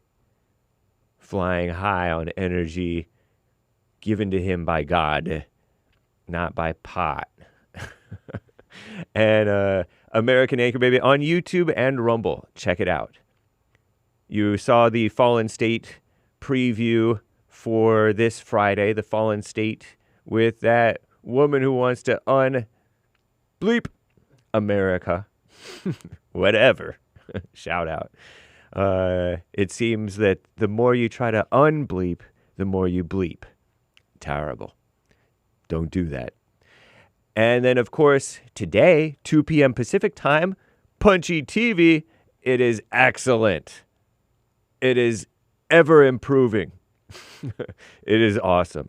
I have to say, last week, I believe, as I recall, I thoroughly enjoyed last week's episode 92. This week's episode 93 is sure to be riveting with Bill, the engineer and host of Punchy TV. Check it out. That's why JLP has the Punchy.tv shirt. You can get your swag, jesseleepeterson.shop, and search Punchy TV to get yours. And it's a nice fitting tri-blend t-shirt that says Punchy TV. Very profesh, which is short for professional. Thanks, y'all. Thank you, Hake. Amazing. I'm back. I had to see a man about a dog. What now? Let me go to Tay. I asked Tay to call back. I started a conversation with him yesterday at the end of the show. And so I asked him to call back, and he did. And I told him I would take him as soon as he called in. Tay gone again? Tay, call back in case your phone dropped again. What the? Tay from Asia. All the way from Asia. In the meantime, let me go to Canada and talk to Jermaine. Jermaine, you are on the air. Hey, Jesse, how are you? All is well, Jermaine. Amazing. I have a question. You have a question that I want to answer? No, I forgot because I was busy running up and down this morning. You had a question about... Sorry, I forgot now. Not the biblical question, but the other question. Oh, do you have to know bad in order to know good? Oh yeah. Before I fully answer this question, there's a scripture. Are you on a speaker? Well, I put you on speaker because I was going to read the scripture to you. It's in Luke where it was saying, if you after your father who's of evil, something along those lines, how can you give good things to your children? And if your heavenly Father's so good, I forgot how the scripture go, honestly. I was trying to thump a letter there. But it's Luke something. But no, you don't need to know evil to know good. The question was, do you need to know bad in order to know good? No. And why do you say no? Because if you go back in the beginning, Adam and Eve, they only knew good. And they went and eat from the tree of good and evil. So now they know good and evil, so they think they're God now. When that question, They can judge. When that statement was made yesterday, it sounded odd to me, even though Yeah. I've heard that before. But for some reason, it sounded odd. And then, so I asked my staff after the show, and I asked some other people yesterday, and to some of the people, it sounded odd to them too. They've heard that saying before, but they kind of forgot about it. Yeah, it was an interesting question. I'm glad it got brought up too, actually. Me too. When I first heard it, I was like, what the? Yeah. I was like, oh. Yeah. But I also... He found the Luke biblical. Okay. Go ahead, Jay. Luke 11, if a son shall ask bread of any one of you who is a father, that will he give him a stone? Or if he asks for a fish, will he for a fish give him a serpent? Or if he asks for an egg, will he offer him a scorpion? If you then, being evil, know how to give good gifts unto your children, how much more shall your heavenly Father give the Holy Spirit to them who ask him? Amazing. Nice. Mm-hmm. I find it so interesting that people try to prove that God or Christ was angry or is angry. And they try to prove it. And knowing that nothing good comes from anger. The feeling, the thoughts of anger is all bad. The emotions that come from anger is all bad. And the effect that it has on others. But yet people try to prove that anger is good and Jesus was angry. And I'm wondering, why would anyone want to go from one angry God to another one, small g God with Satan, to another angry God, big G God? It doesn't even make sense, but they seem to think that that's fine. They'll serve whatever evil, angry God they get. It's mind-blowing to me. I mean, it kind of makes sense why they would say that. Why? Because they have anger and they're trying to justify their anger. That is why So, they're saying they definitely have anger and they think it's good. Yeah. I was going to take an attempt at the biblical question too, but I'm not too sure because, what was it again? Can you remind me, Jesse? Can you know God and reject him? You know, I would say yes. And why do you say yes? Because back to the beginning again, Adam and Eve, they know the truth. They were one with the Father, and they went into the thought and got all the knowledge, and they separated from God after that. Amazing. Thank you, Jermaine, about that. I'll put my little 2 cents on Sunday. Very interesting, though. Thank you. All right, Jesse, we'll chat again. All right, buddy. Bye. Okay. Let me go to Tay out of Asia. Tay, you are on the air. Hey, Tay. Hey, can you hear me? I can now. Go ahead. You can hear me clear now? I can now. Go ahead. Yeah, so we was talking about a conversation yesterday about isolation. Right.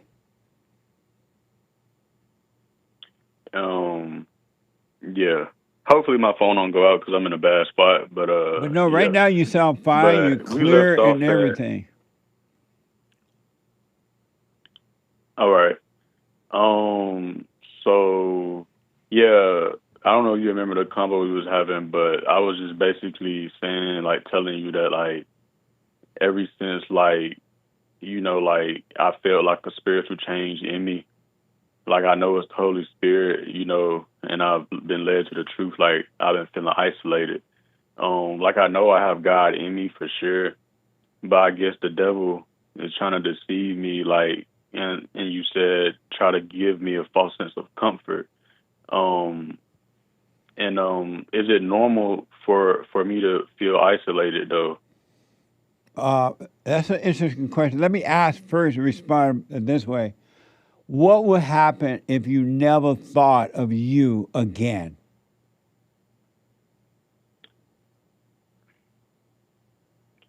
I mean,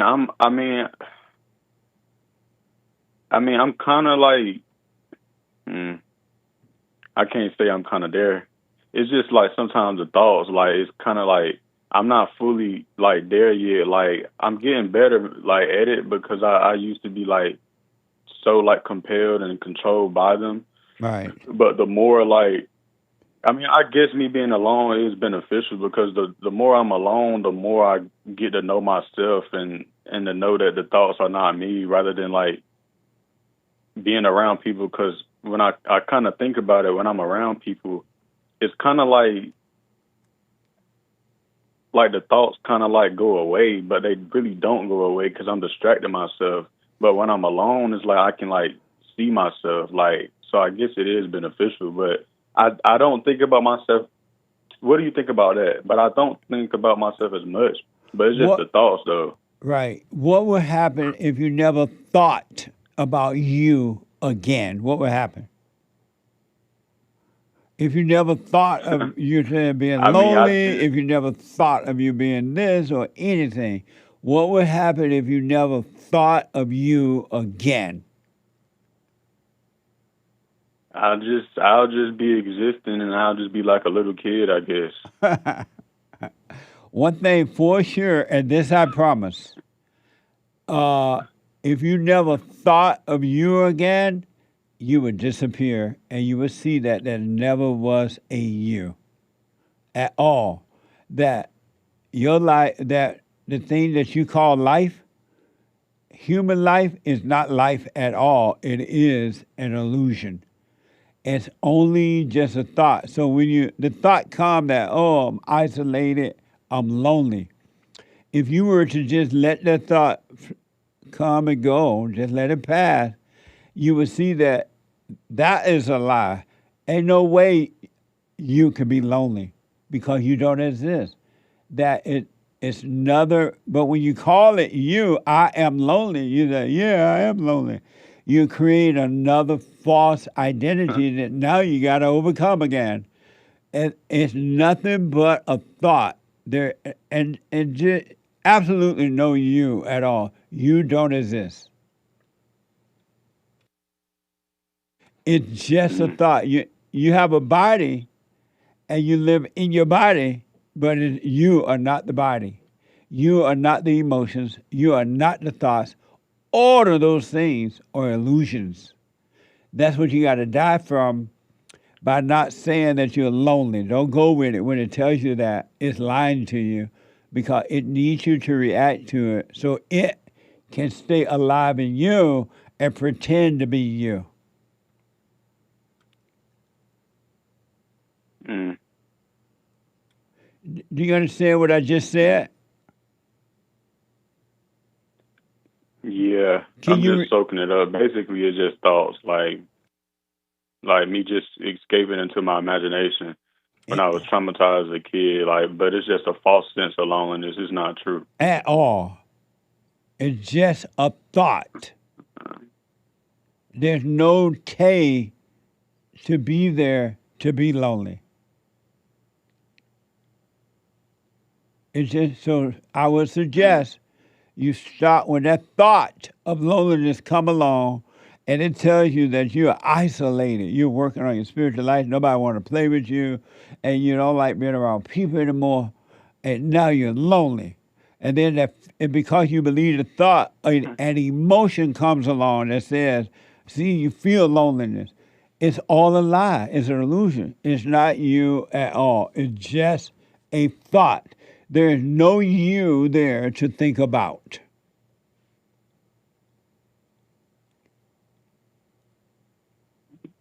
Okay, that makes sense. You cannot. Can I ask you something else? You cannot and do not has ever been lonely. It's impossible. If you don't exist, how can you be lonely? Just because I'm lonely don't mean I'm alone. You can't be lonely until you don't exist. Right. I do have another question that just popped in mind. Okay. So, like, I would say, like, maybe sometime like almost 2 years ago, because I told you like before I came across you, like I already like, you know, awakened to the truth in me. Yes.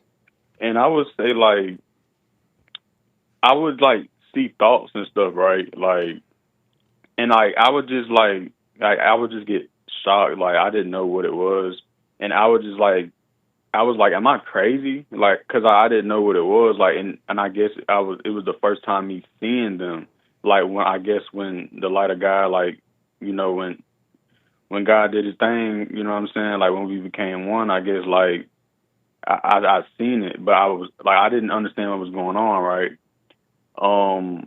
But I would say like almost a year in, I just completely like isolated myself away from the world, like just me and God. Like I won't talk to no women, like ever look, like none of that, like no drinking, no smoking, or none of that. And I would say like the thoughts kind of went away. Like it's like I had a clear mind, right? Yes. Like everything was very clear, and I didn't have any thoughts at all. Absolutely. But I would say like months fast forward, right? Like I started exposing myself like to the world, right? Like unconsciously, because I started like people started coming to me and stuff like with temptations and stuff, and I guess I went unconscious, and then I started partying again, and I started like talking to women again, going down that rabbit hole. And then it's like the thoughts and stuff came back, bro. Like it's weird. Like it's so weird, bro. Like how does that sound to you? Is that possible? Like yeah, it is possible. All you gotta do. It's so weird, bro. But don't make it a big deal. Just realize you got caught up in a thought. You went out into the world, and you gave in to the temptations of the world, which is of the thought. Just realize you're in a thought. Don't make it a big deal at all, and just practice being present again. That's all you do. Don't call it losing out, or that you're back, or that God's not with you, or anything. Don't give it any other than watching those thoughts. Don't give it any other identity. It just, all you did was just got caught up in a thought again. So just come back to present. God is still with you. It is still working. You're still in the light, and you're fine. Don't worry about it. It's not a big deal. And eventually, that won't happen again anymore. What do you mean by that? It won't happen again anymore. As you practice stand in the light, you're going to get to the point where you cannot go back into the darkness of your imagination. So it's not a big deal.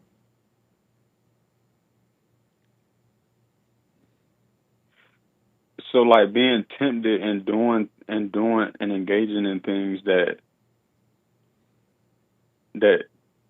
carries me away from the light into the darkness, that I guess going unconscious, then that could make but obviously because the thoughts are just demons, so I open myself up to the thoughts to come back, right? By engaging with the devil. Yes, absolutely.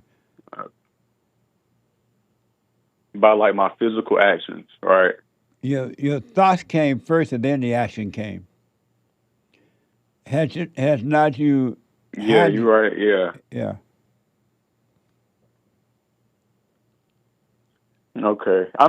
This journey, man, I'm just learning, because I'm still like a baby in the spirit. So like that's why you went back like that for a minute, because you're a baby, and you didn't know then. It wasn't clear to you, but stay with it, and it will be made clear. All right.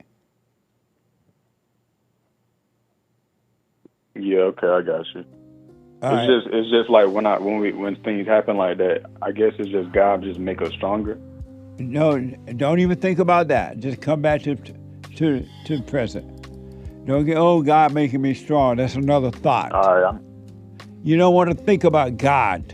All right. All right.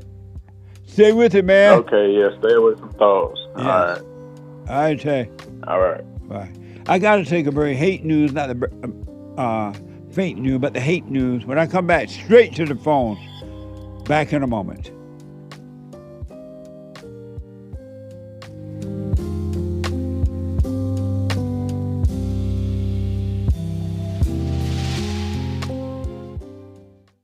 can't run from evil within yourself or outside of self. You got to deal with it. And you need good in order to deal with evil. And God is good. You need to return to the Father. And you'll see within you, he will fight the battle for you. And he will fight it without, because he will show you how to deal with it. And you will have no fear. Love God with all your heart, all your soul, all your might, along with nothing else. Nothing else means yourself, your children, your wife, your things, your ego, your reputation, and all that. You can't care about any of that. The children of anger will use it to control you. But if you love God, he will renew your mind, and none of those things will be before him. And so when they go after you, oh, well, you may take my body, you may take my things, but you're not going to take my soul. And that's a true reality.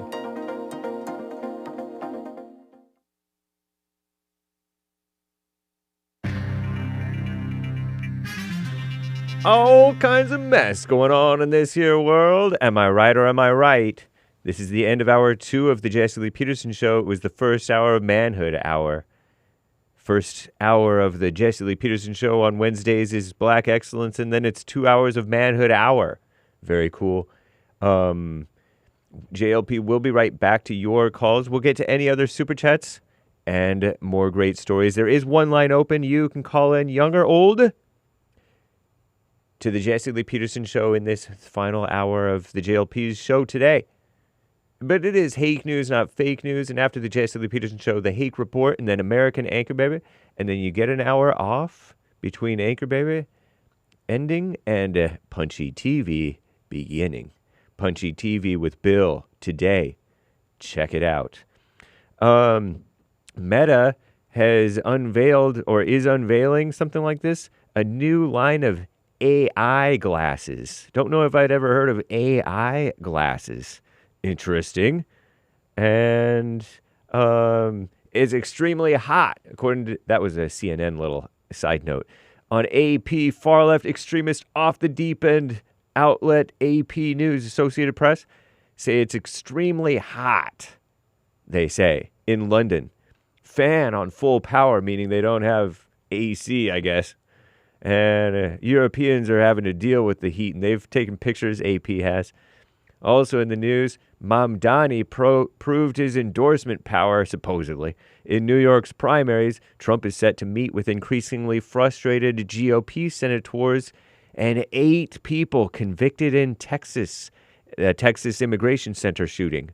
Antifa, I think they were, and a protest are sentenced to decades in prison. One getting 100 years. Wow. Finally, a little bit of justice in this world, I suppose. New York City Mayor Zohran Mamdani waded into the Democrat House primaries to boost 3 so-called progressives, progressively worse and evil, over establishment-backed candidates. All 3 of Mamdani's candidates won on Tuesday yesterday, defeating 2 incumbents and essentially ensuring that 2 self-described democratic socialists will be, meaning communists, will be elected to Congress in their deep blue districts. The mob is for evil over there. The mayor said it was a question of electing quote-unquote better Democrats who, quote, put working people back at the heart of politics, unquote. No, buddy, that's Trump. Nice. Trump, speaking of, our greatest president, heads to the Capitol to speak with GOP senators who have grown increasingly frustrated with him. President Donald J. Trump on Wednesday will attend a closed-door Senate GOP luncheon, if he's not already there, for the first time in more than a year. The president has pressured senators for months to focus on his proof of citizenship voting bill, the Save America Act. Yeah, see, the rest of us are frustrated with them while they're so-called frustrated with him, right? Even though he supposedly doesn't have the votes to pass. What a mess. I'm James Hake, JLP, Hour 3.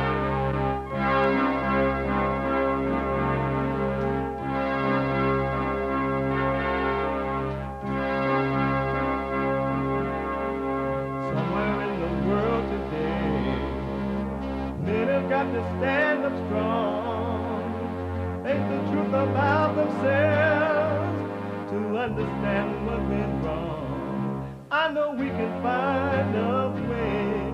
I know we can find a way. I know we can find a way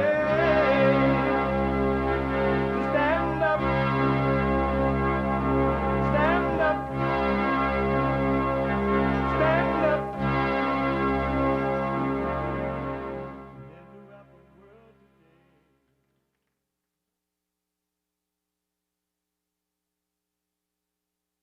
Uniting the races with truth instead of dividing them with lies. We are also rebuilding the family by rebuilding the man. I am Jesse Lee Peterson. Good morning. You can get involved by calling 888-77-53773, 888-77-JESSE. Jesse, Jesse. And my biblical question, can you know God and reject him? Can you know God and reject him? Amazing question. We have every way that you can watch and support the show listed on jesseleepeterson.com/show. jesseleepeterson.com/show. And if you're running around, you just got to run. But you would love to listen to the show. As it is happening, you can. Podcast and listen on your phone by calling the listen line on TalkStream Live at 605-615-4131. 605-615-4131. And to donate, and we are going to get to your super chats. To donate and have your comments read out loud, go to Buy Me a Coffee. BuyMeACoffee.com/JLP Talk or Bond JLP Cash App. Bond JLP Cash App. And I don't know why we got the church service up there, but okay. It's Friday. Not Friday, my bad. It's Wednesday. And every Wednesday, last hour, second, and the third hour is man. And we take all calls, but it is Manhood Hour. What is a man? What is a man?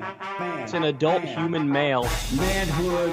Hillary or President Trump? I voted for Hillary Clinton. Beta male. A man is a male who turned to man.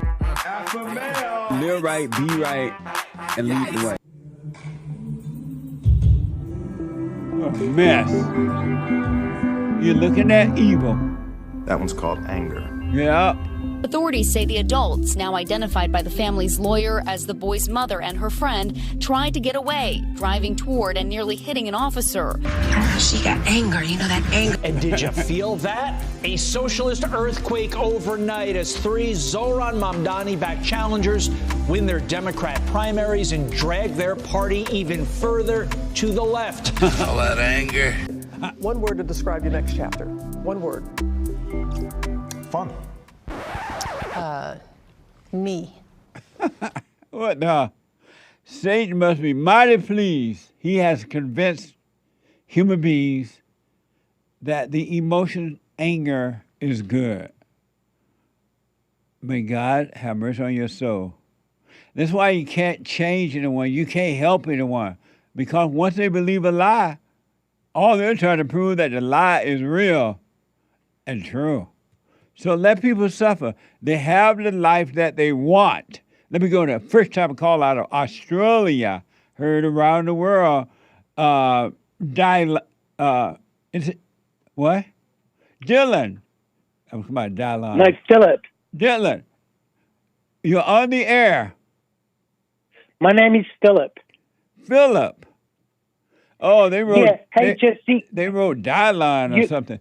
Philip, welcome, buddy. Well, you're famous here anyway, but the thing is you're famous worldwide, but I know you don't care for that, but my thing is, obviously I watch YouTube a lot, I scour the internet, and I see lots of things on the internet where black and white people are great friends and, you know, they're really good, and I see all this positive stuff.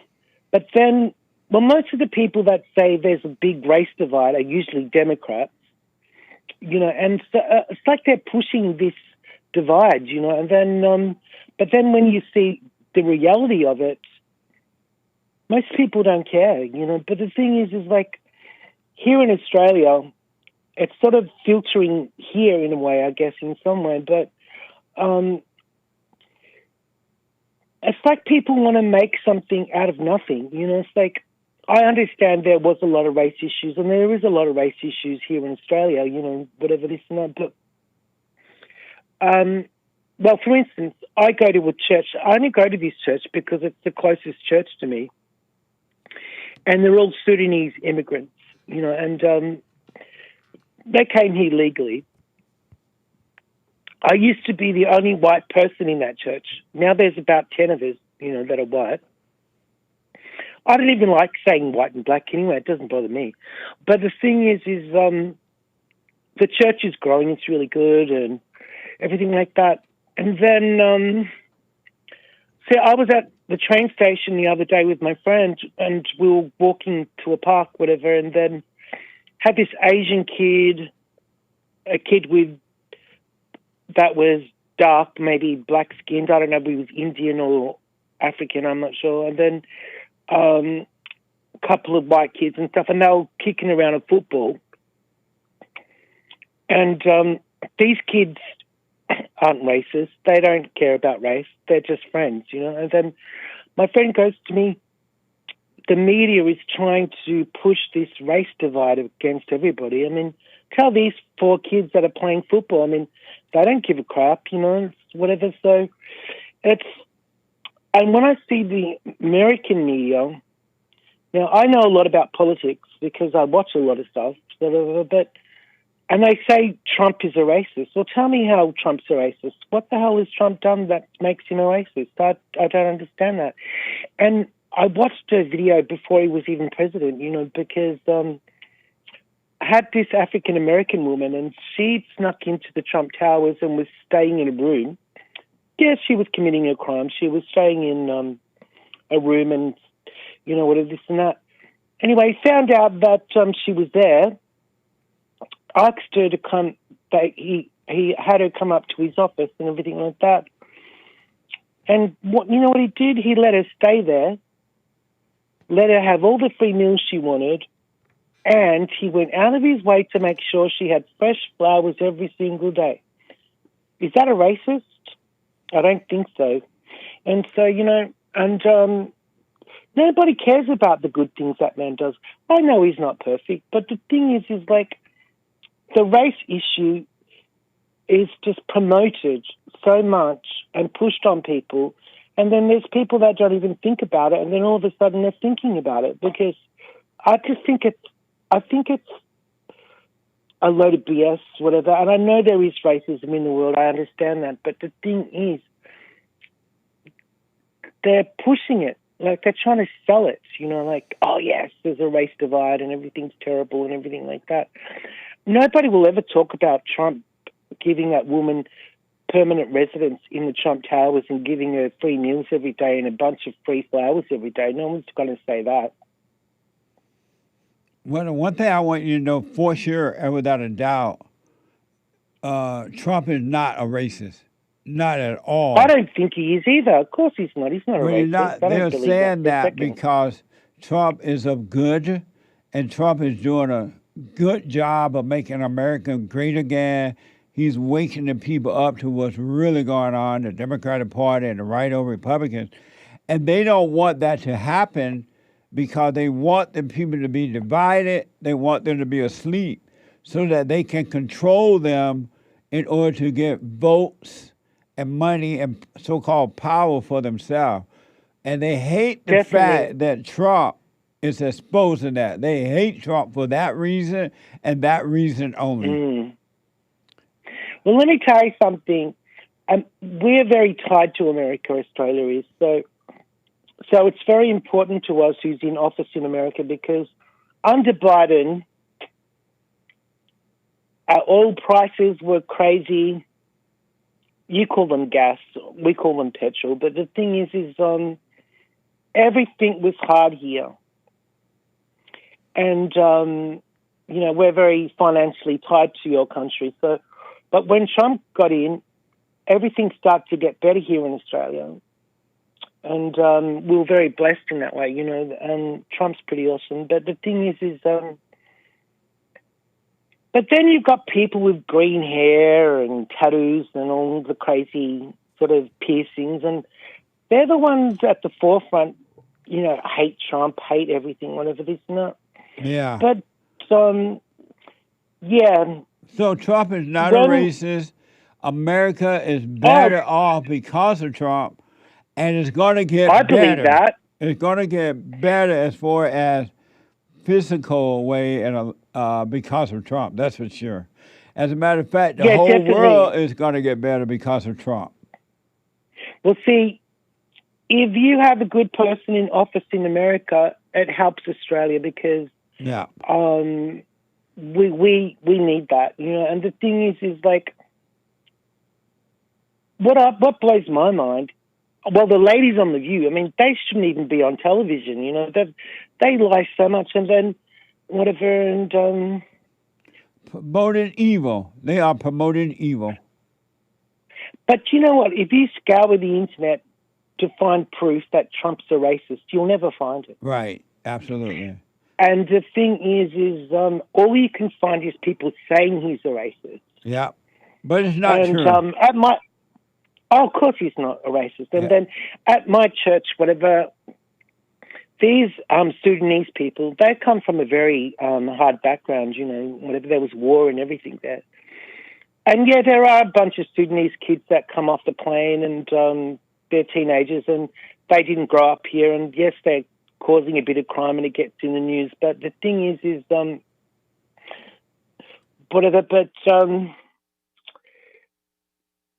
my church isn't a black church or a white church. It's just a church. Right on. And we've got about 10 or so people now that are white that go there. You mentioned I don't even like counting the numbers because it's, as far as I'm concerned, we're all God's creatures. I don't care what your skin is. The thing is we could be a green church. We could all have green skin, But the thing is I really feel the media is pushing a racist agenda. Absolutely. And they're trying to push it on people. They want to divide and conquer, Philip. Philip, I got to run because of time. I appreciate your call. Call me again. Yeah, you're a blessing, Jesse. You're awesome. And Jesse, can I say something? You should come to Australia and do a speaking tour because I know so many people that would pay tickets to come and see you. I will. I definitely will. We're working on something right now. Thank you. Fantastic. I'll come and see you, man. Right on. All right, take care. God bless America. Thank you. Amazing. Thank you, Philip. I want to show you this cell phone footage from KTLA 5. Some of you may have heard of this cell phone footage capture a seemingly random, violent, and frightening attack inside a Simi Valley Target store on Wednesday night.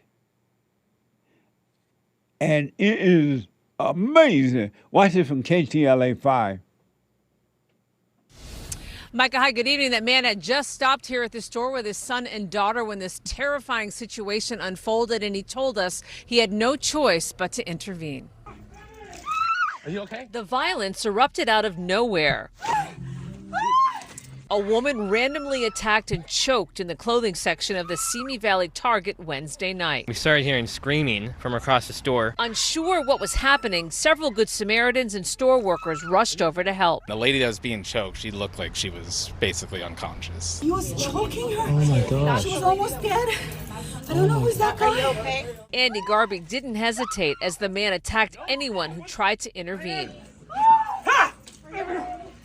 Get the out of the store. My dad, he did not doubt himself at all. He went right into the fight and started attacking the guy. And he got way too close to my daughter, so then that's when the daddy came out at me and I started hitting him. He fought off the guy while his son Grant rolled the video, with his 4-year-old sister also witnessing it all. The store was evacuated as the man roamed around and attacked a teenager. Call 911. The suspect just jumped on his back and started attacking him, which then I started attacking him again. Amazing. What's wrong with the blacks?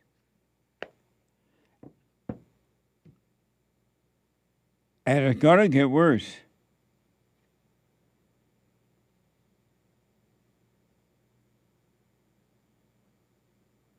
The cops cornered this guy and took him into custody, according to KTLA 5.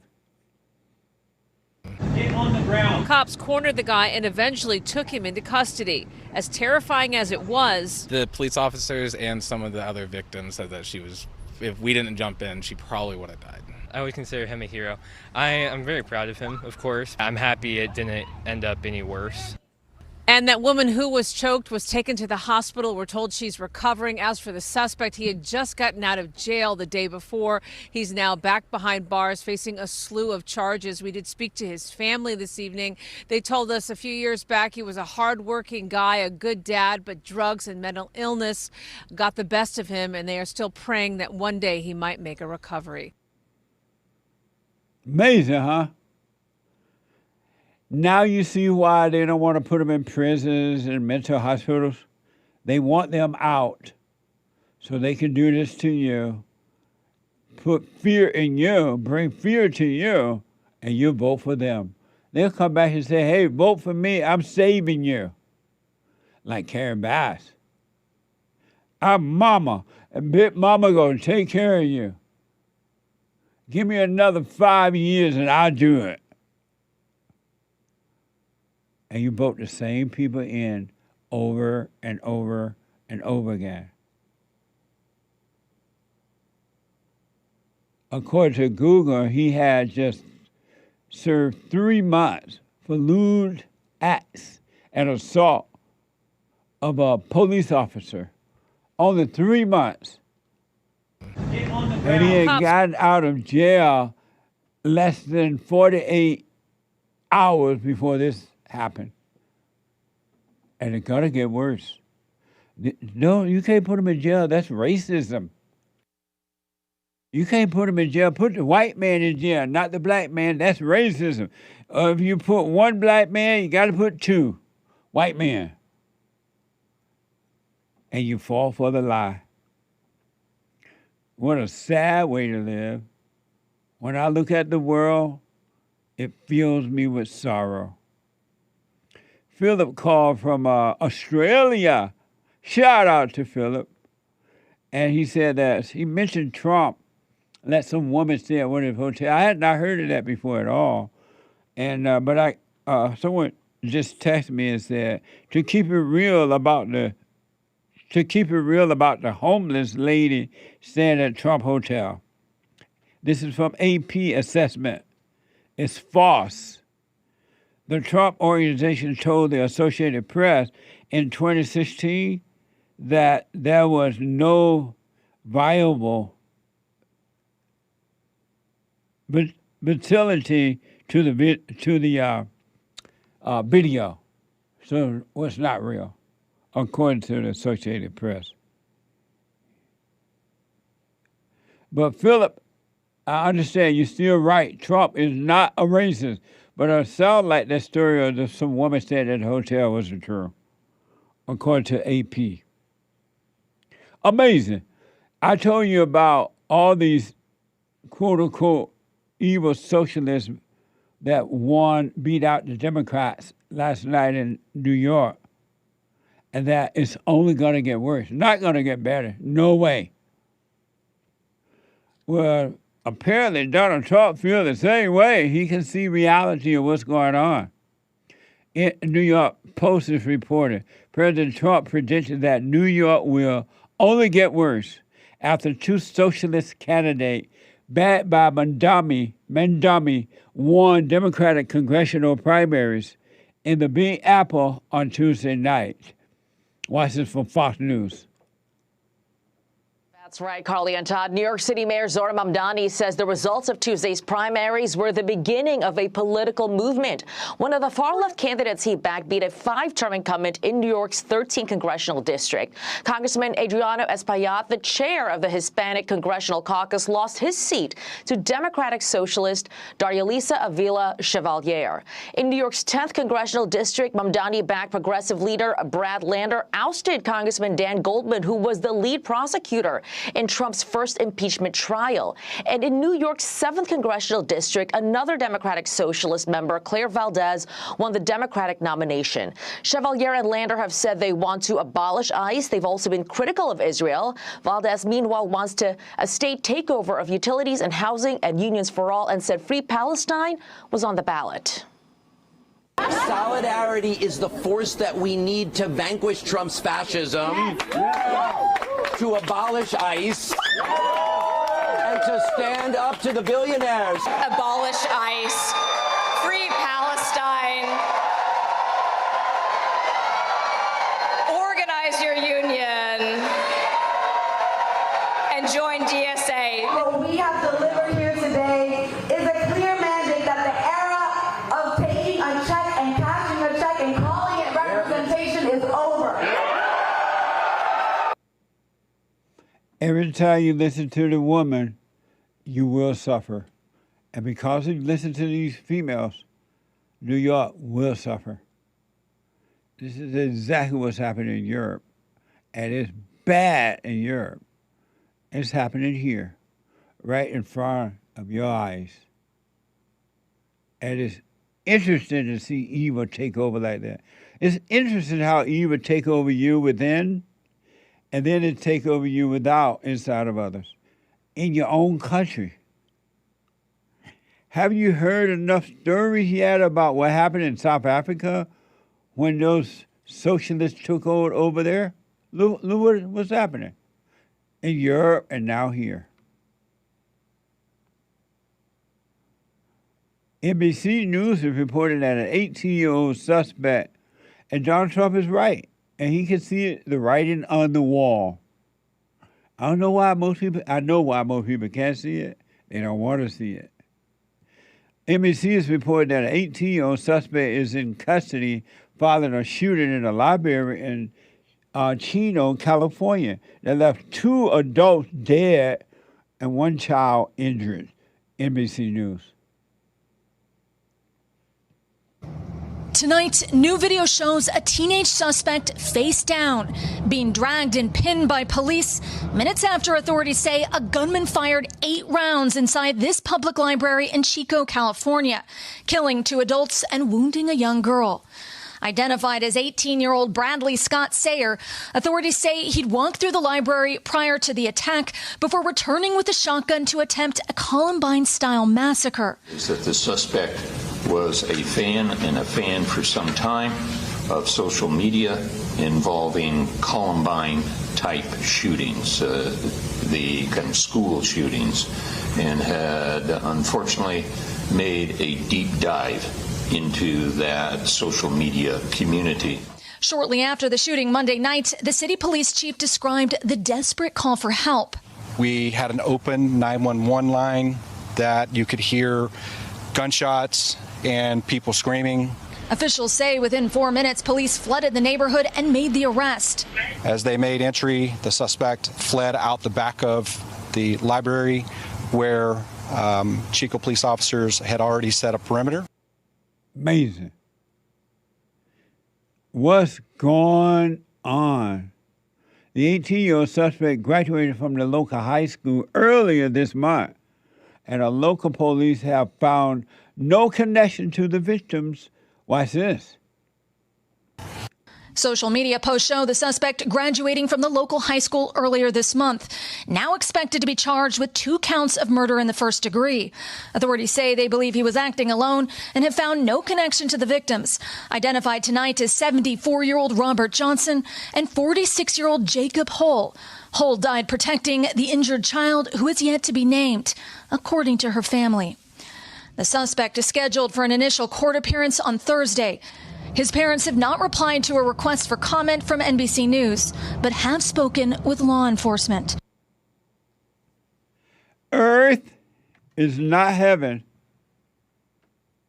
and man is not God. And it's only going to get worse. And there's nowhere to run, nowhere to hide, except you overcome evil in your heart, and you'll be fine. Let me go to Adrian out of Florida. Adrian, you are on the air. Hi, Jesse. How are you today? All is well, Adrian. Sorry to ask that question. We know you well. It's just that's what you do when you call. Amazing. So I don't know why I keep having trouble trying to talk to you, but I'm going to get it out of.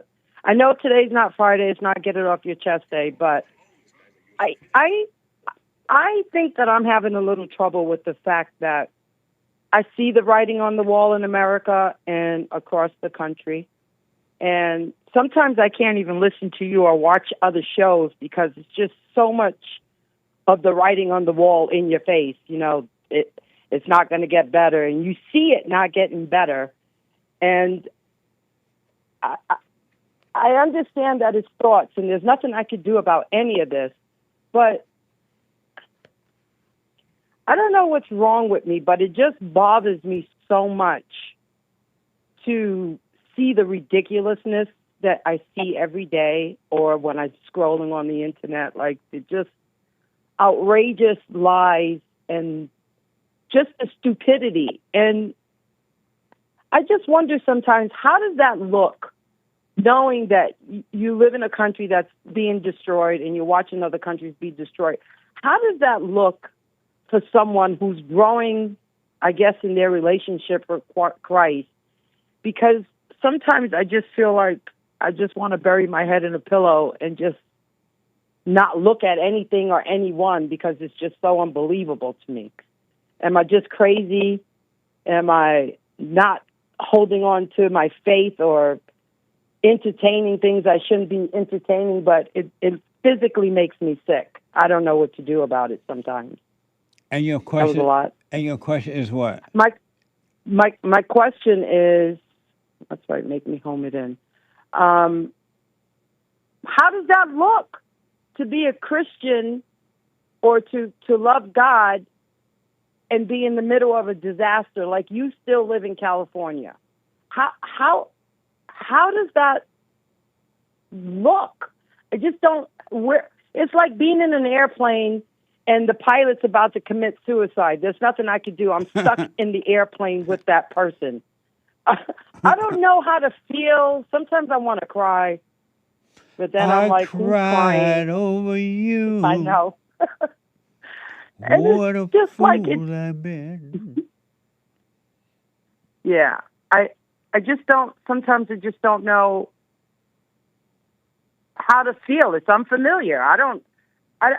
As you're walking and you're holding on to Christ and to God, and you're understanding that things are out of your control and you start to see it more and more. I just don't understand how we survive in this country when it's probably not going to be a country anymore. Where am I going? And it hurts my whole body. What's wrong with me? So your question is, what's wrong with you? I guess. Is that your whatever question? You can gather out of all I just spewed to you. You have no love. Is that what that is? Yeah. Why is that? Because you haven't overcome the wickedness of your heart. You have anger. You and the devil are one. Can you hold for a minute, Adrian? Yes. Let me take a quick break. Stretch off on Pills.net, and I'll be right back.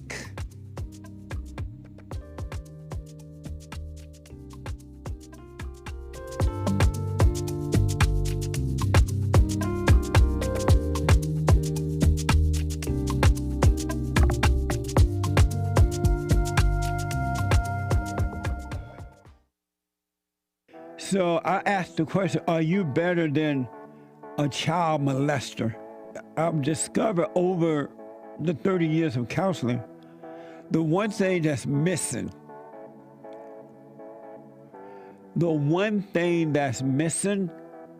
And I think because it's not taught in the homes or talked about, we don't have examples of it, right?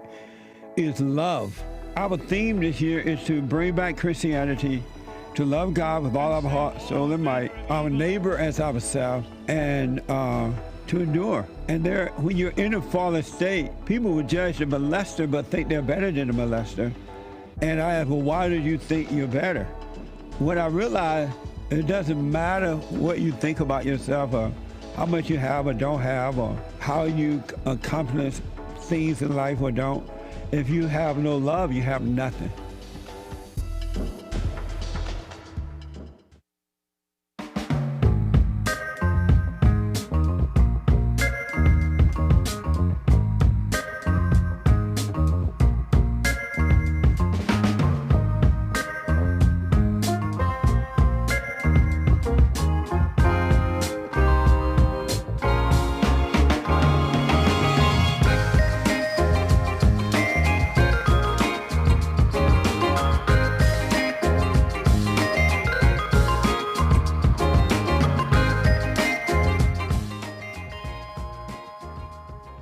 Amazing. Welcome back.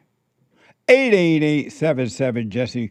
Quick announcement. The Hake Report coming up at the top of this hour from 9 to 11. And after the Hake Report, the American Anchor Baby at 11 a.m. from 11 to 1. And yes, Maze, he does understand the blacks. He knows how to deal with the blacks. He knows what's wrong with the blacks. And you can challenge him, Mace, call him up between 11 and 1 and ask him, explain to me about the blacks. He'll be able to do it. He is the American Anchor Baby from 11 to 1. And then Bill, don't mess with Bill, no, at 2 p.m. Pacific time. Brand new live episode of Bill on Puncher TV. Made her at 1 p.m. at 2 p.m. 2 p.m. Pacific time. And I do shout-outs for you, personal shout-outs, birthday shout-outs, wedding shout-outs, anniversary shout-out, encouragement, whatever your shout-out is. Go to Cameo, CAMEO.com/Jesse Lee Peterson. CAMEO.com/Jesse Lee Peterson or shoutout.fans, FANS/Jesse Lee Peterson. All right, and you're going to love them. And you going to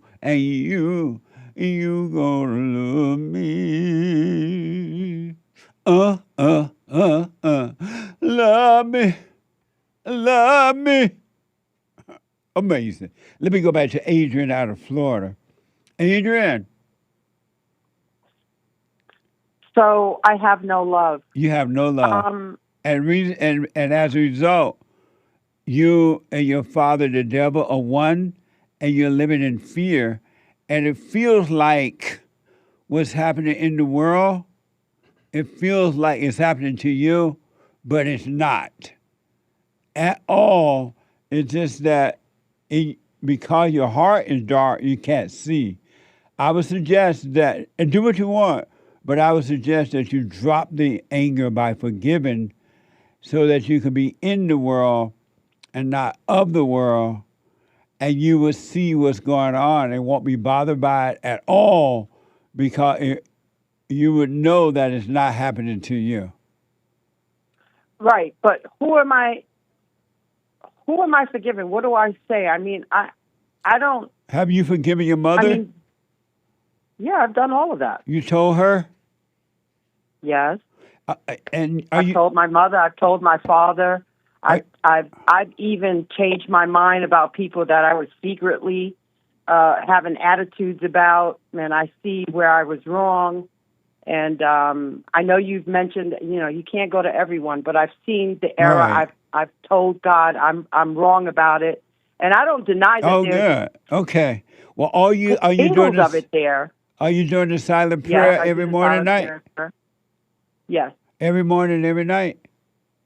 Every morning, every night, and I even try to sit during the day or try to come back to my body.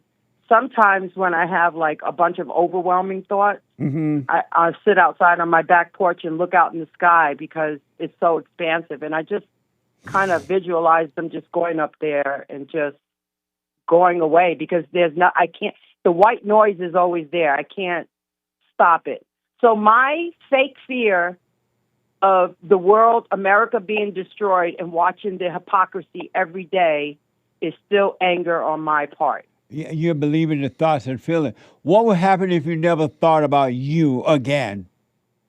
Oh, my God, I try to do that. I try to do that because it's exhausting. All right. What do you mean by you try to do it? Explain.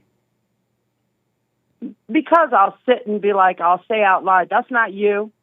Like, I'll have sometimes a full argument to try to go in my head. And I'll see it and I'll be like, stop, that's not you. That's not your feelings. That's not your voice. Yeah. Just stop. Like you say to stop. So I'm actively. Okay. Well, here's what I recommend. Want to be one with God. That's but good. It hurts. But what? I said, but it hurts to see your country destroyed. Why? And it's not going to stop. Why? Why does it hurt? Because where do I go? Don't worry about that. Where do I don't know. You're already home with the Father, so you're where you should be. You're fine. And what's happening in the world is happening to the people who are lost and they have the life that they want. But you are fine if you stand present and don't identify with the world. Because the world is going crazy, don't let the devil tell you, oh, Adrian, what's going to happen to you? Where will you go? The world falling apart. Your world is fine. You'll be fine. It's a thought. Yeah. Okay, and one more quick thing then. Okay, hold on. Don't forget the other quick thing. But it's just a thought. I promise you that. And it's not real. All right, so this is phony, false feelings I'm having. 100%. Still able to deceive me. Okay. And you think that is happening to you. Yeah. Well, because, it's like if they have socialists in office and now you're voting against, I'm a retired person, and you're voting against things that are affecting how I live on the land and everything. Okay, but all right, but you're right, because God will take care of his. And I got to know that in my heart, in my soul, in my bones. Yes. I'm trying to get there. Well, I'm not almost there. I'm not almost anywhere. Right. But. And you know it by not listening to thought. If you just stop, watch those thoughts, but don't cooperate with them. Don't believe the devil when he tempts you to and try to condemn you. Stop cooperating. And I promise you, you'll be just, in the midst of everything, you will have perfect peace. Yeah, because I look at you and I'm like, how can you report the stuff you report every day and be fine? But you're consistent, and I know God's working through you.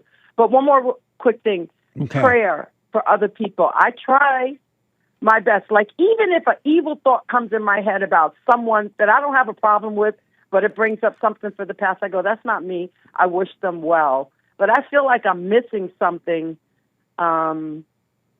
I don't know if I should be specific with names, which doesn't make sense because God knows my heart. But how do I pray for this nation and other?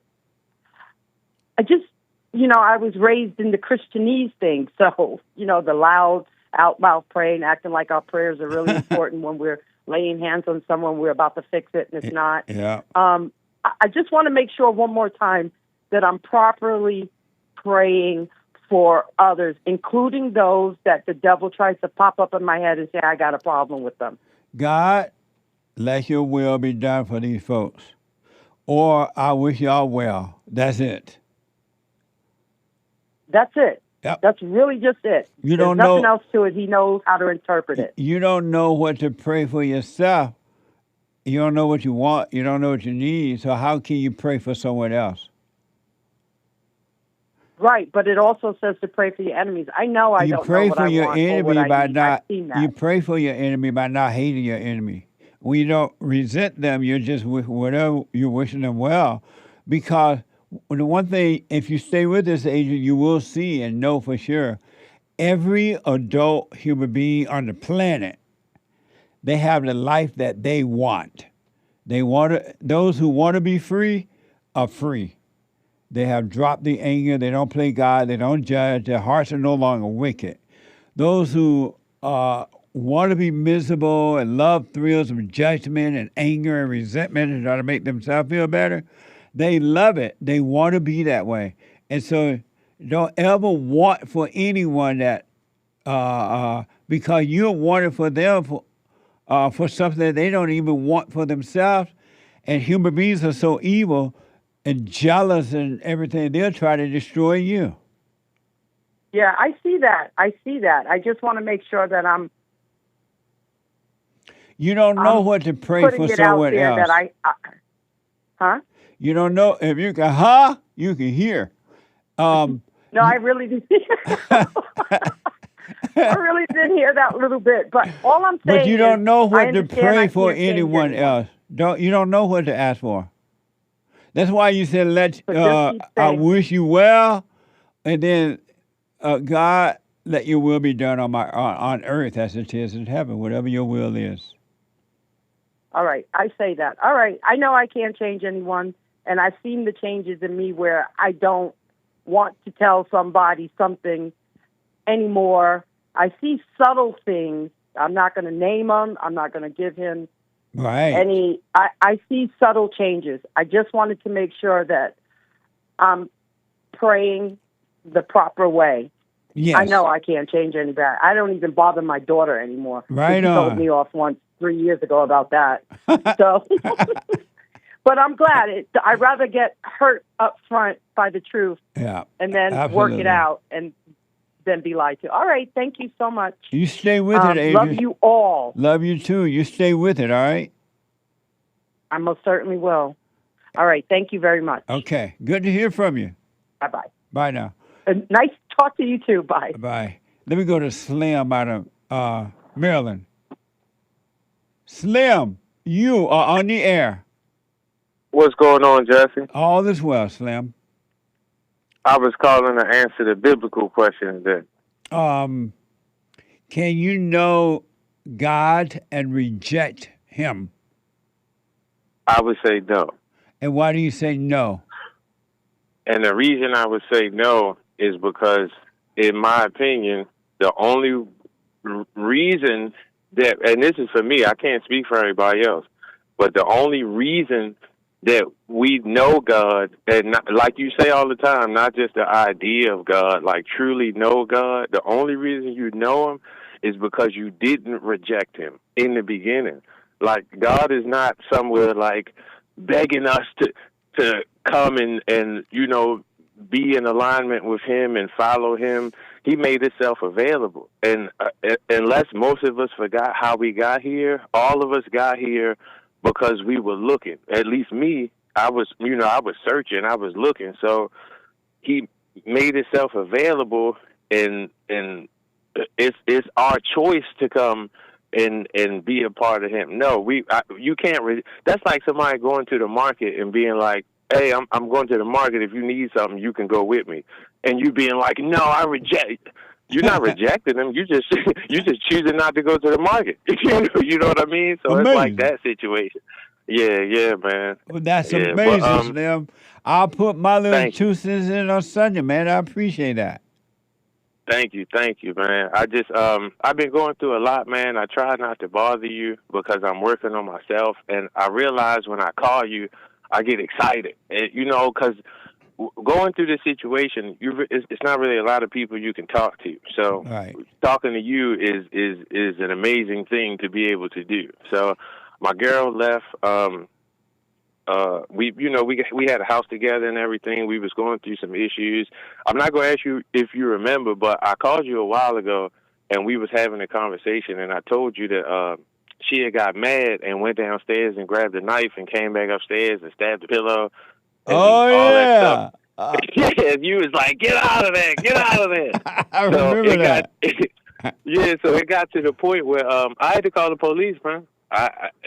She got a little handsy, and I had to call the police, man, and they came. I got a report, got everything on paper, and she, I told her, I said, listen, we can't stay together, with the way you're acting and the actions you're taking. So, and we had a house. I already knew the decisions I made. I wasn't upset with any of my decisions. So I told her, I said, listen, you can stay here. We can co-parent. We can do this thing together. I don't have anything against you. And after, I want to say 3 weeks, she just decided one day, she was like, I'm leaving. If you don't want to be with me and all that, I can't live here.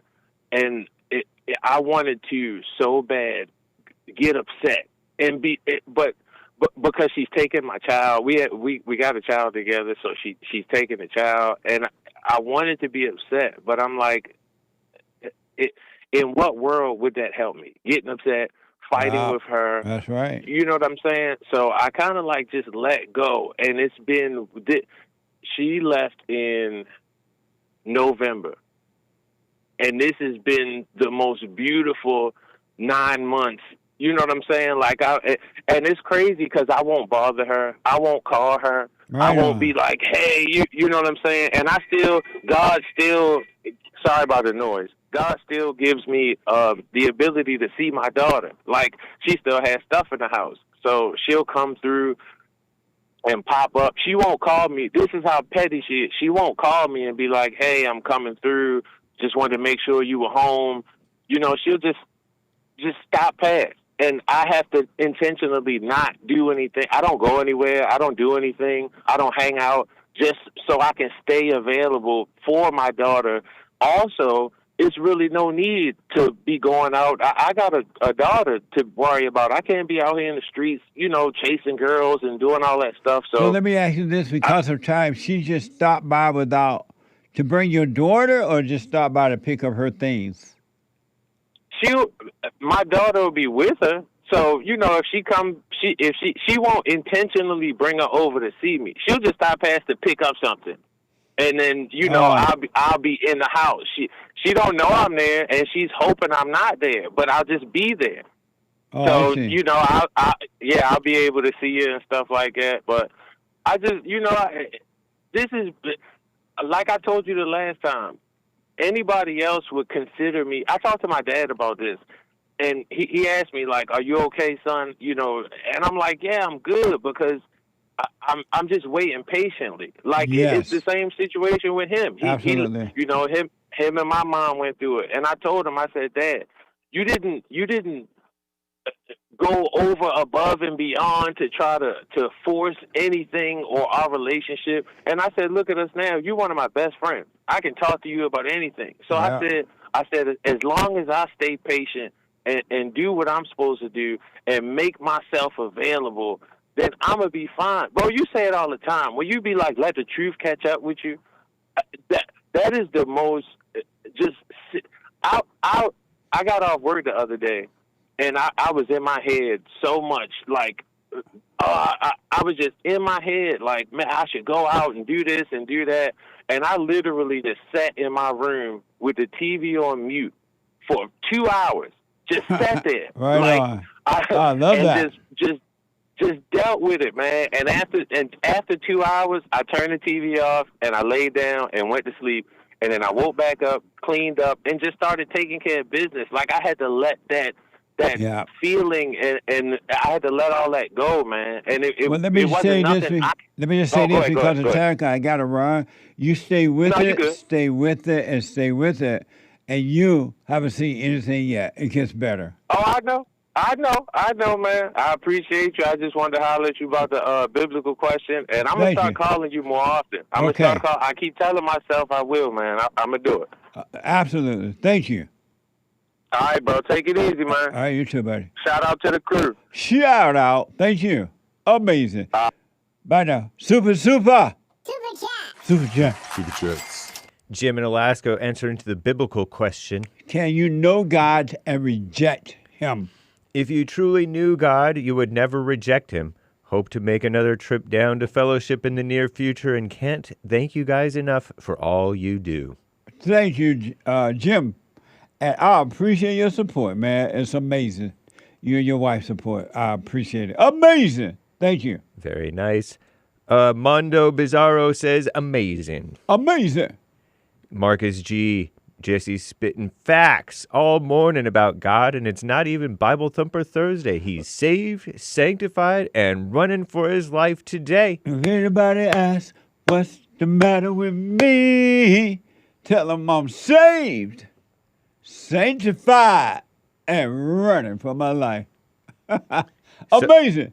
Tan celebration hands, or black ones, light skin black, and big grin 100. Amazing. Thank you. Half Black Tony thoughts sure do attack hard when you are working on yourself, but stick to it and ignore all thoughts. And he says, Punchy with a follow-up super chat. Thanks for all your little words about the truth. The devil hates it.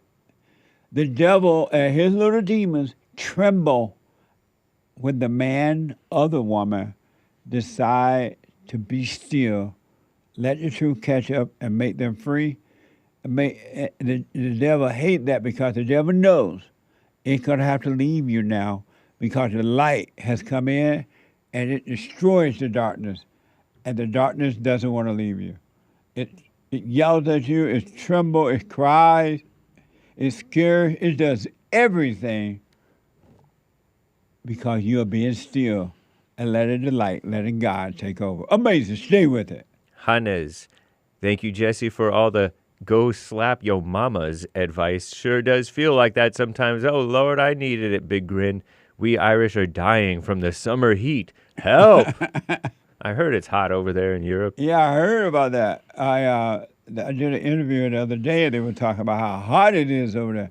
What be keeping cool in the summer is the thing to do. Amazing. Thank you. ADHD 777, Jesse, what do we do when we can't rely on the law or justice system anymore? Stay out of your head. Don't worry. And the real law has control of your life. The law of love, which is from God. Don't worry. Just stay present. And don't worry about what's happening in the world. Be in it, but not of it. Be of the world, but not. Be in it, but not of it. Don't identify with it. You'll be fine. Amazing. Brandy from Hawaii, make mental hospitals great again. Crazy face emoji. That's for sure, Brandy.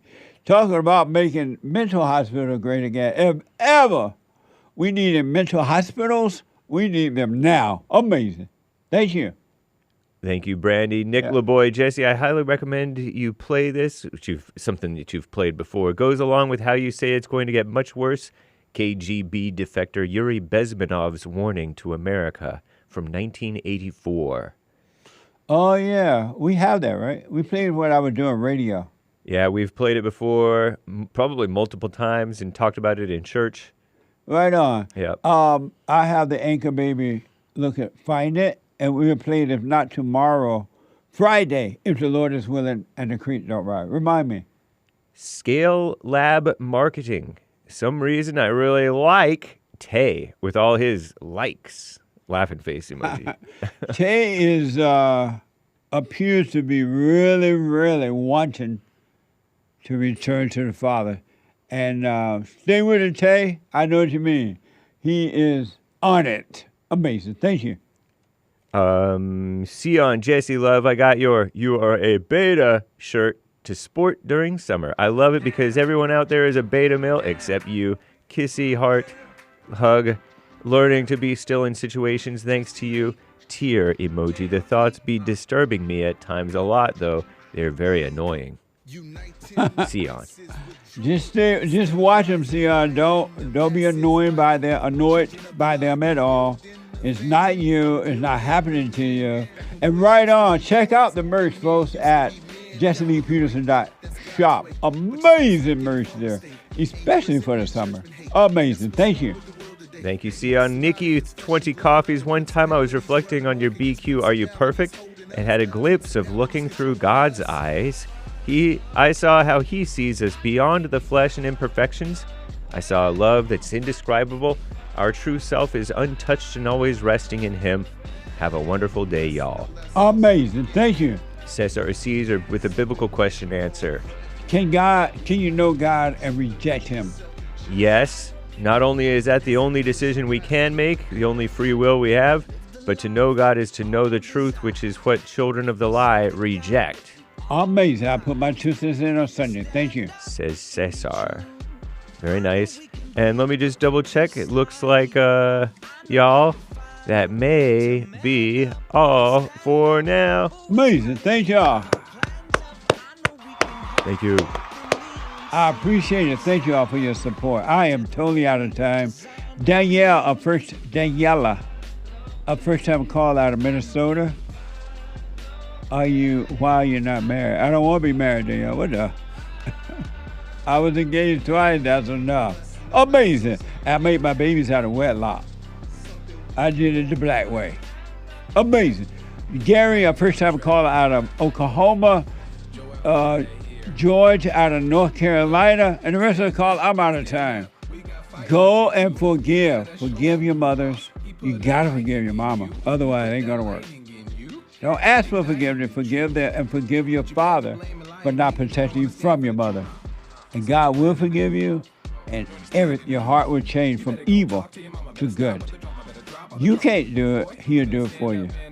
Do the silent prayer. RebuildingTheMan.com/silent prayer. Cake is coming up now, and then the American Anchor Baby, and at 2 p.m. Bill on Punchy.tv. Take care, folks. Thank you for your financial support. Stay with us, stay with us, stay with us. Amazing. Take care.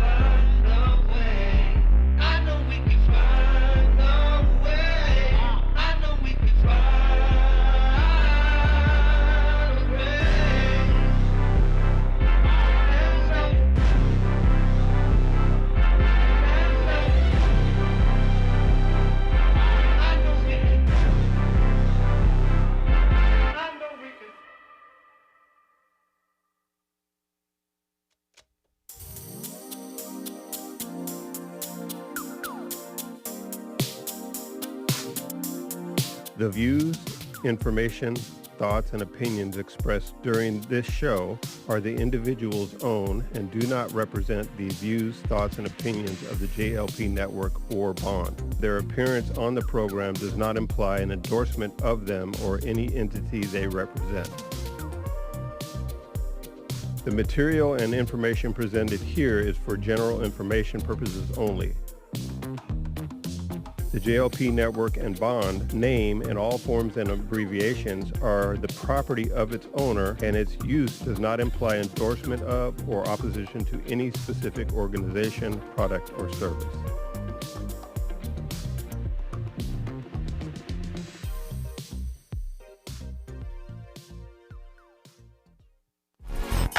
So, here's what I recommend. I invite you to download my silent prayer.